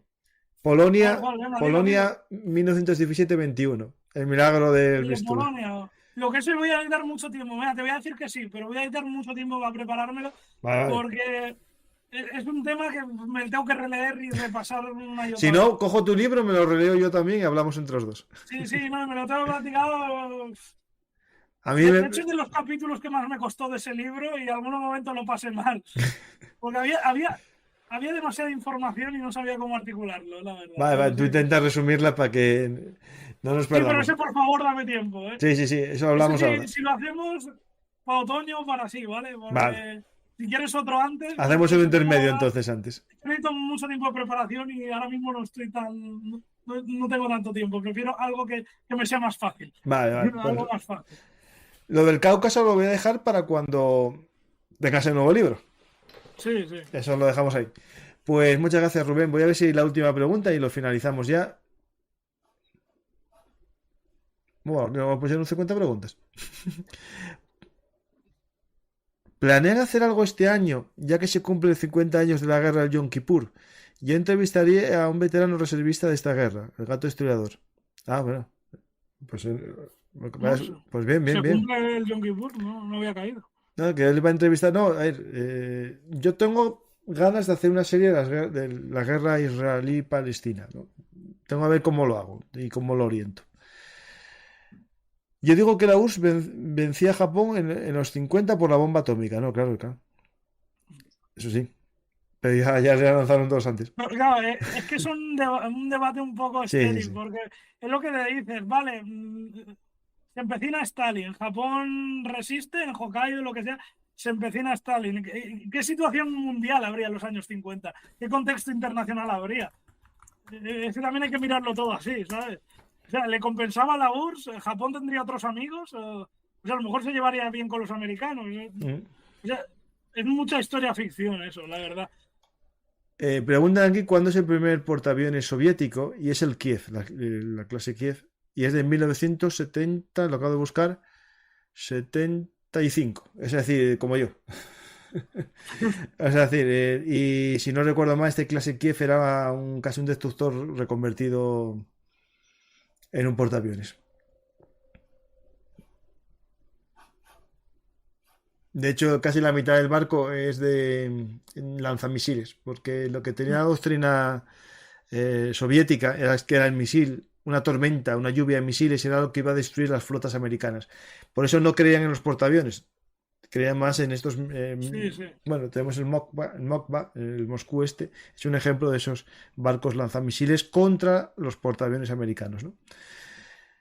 Y ese es el Kiev, el primero que tuvieron. Solo han tenido dos, creo, ¿no? Tuvieron el Kiev, el Minsk, que este es el que acabó en China, que el que lo vendió a Ucrania, si no recuerdo mal. Sí, No, sí. el Si lo Kiev, de no, Ucrania luego se el lo Kiev vendió- fue el que vendieron a Ucrania. Y ahora Ucrania China lo ha vendió a sacado China, el Liaodong, ha sacado eso, China. y lo mezcló de Cuando este. estuve allí en el museo, tenían el Liaodong, el nuevo, lo tenían como el Lego, pero era como una habitación de grande y lo podías comprar. ¿Ah? Digo, hombre, si tienes ahí un chalet enorme, vas a hacerlo. Digo, ponte a construir eso piezas de Lego, madre mía. Lo tenían construido, pero luego te vendían la caja, una caja macro gigantesca, Sí, tendrías que sí. llevar con un camión, madre mía. Pues tenían dos, el Kiev y el Minsk, de la misma clase, que lo vendieron los dos a China, acabaron los dos en China. Después tenían el Novorossiysk del año 82 hasta el Ah, pues 93. fíjate, pensaba que habían tenido menos.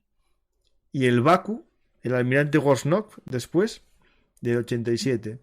O sea, 4, ¿eh? Fíjate, Mm. yo pensaba que solo habían tenido 2. Que lo compró la India. Pero son todos de ese mismo estilo, ¿no? Que son lanzamisiles y con una Sí, pequeña es pista como una lateral. especie de híbrido. Más portahelicóptero. Sí, una especie de híbrido, sí, sí. Sí, sí.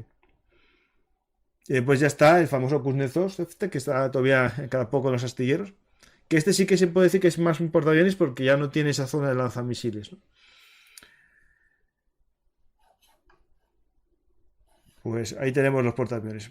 Y después ya las planificaciones que tenéis en los sueños y tal. Eso. Pues Rubén, muchas gracias por volver aquí a Bellum Artis y nada, a la gente le animo a si quieren conocer mejor esta invasión de Japón por parte de Stalin, que lea tu libro Stalin invade Japón y las campañas de las Islas Kuriles y Sajalín Sur 1945. ¿Publicado por quién? Por HRM Ediciones y está a la venta en todas las librerías. Y si alguien es de comprar en Amazon, pues que lo haga a través de los enlaces de Bellum Artis y así nos ayuda a los dos, a ti, a mí y también a HRM, a los tres. Pues muchas gracias, Rubén. Y ya pensar el tema. Yo ahora vamos a ver fecha, que es lo importante, y después ya el tema. Y nada más. Si quieres decir algo al público ya como despedida. No, pues muchas gracias, encantado de haber estado aquí una vez más y siempre es un placer y espero volver pronto. Pero por mí, esta es tu casa, cuando quieras. Pues me despido de todos vosotros también yo y os agradezco estar aquí. Y espero que hayáis disfrutado en este viaje por la historia a dos islas, o no, mejor dicho, una isla y un archipiélago de islas que no son muy paradisíacas, pero sí que son ahora, a día de hoy, una fuente de conflictos entre Japón y Rusia. Ya sabéis el motivo, cuando oigáis hablar de la crisis de los Kuriles o la crisis de Sajalín, ya entenderéis por qué es. Espero que este viaje en el pasado os haga comprender mejor también el presente. Muchas gracias a todos y hasta la próxima historia hablada y también recordar hasta el próximo programa de actualidad visto siempre con ojos de la historia. Muchas gracias a todos y hasta la próxima historia hablada. Acordaros, dar a me gusta, dejar un comentario y suscribiros al canal si sois nuevos. Y ya sabéis, gracias a todos los mecenas por todo el apoyo que me dais desde hace tiempo y a los nuevos mecenas os lo agradezco aún más. Muchas gracias y hasta la próxima historia hablada.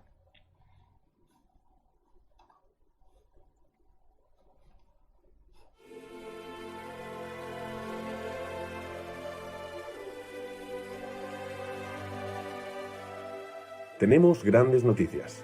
Velum Artis, Historia Militar y Rincón Militar se han unido para ofrecer un servicio premium como nunca antes. Prepárate para disfrutar de contenido exclusivo sobre historia y actualidad militar, que solo encontrarás aquí. Esta plataforma es la muestra del compromiso y la pasión que Francisco García Campa ha dedicado a Velum Artis durante estos años. Puedes acceder a este contenido premium hoy mismo. Simplemente ve a Rincón Militar, dirígete al edificio de Velum Artis y accede a la tarjeta de adquisición de Velum Artis Premium.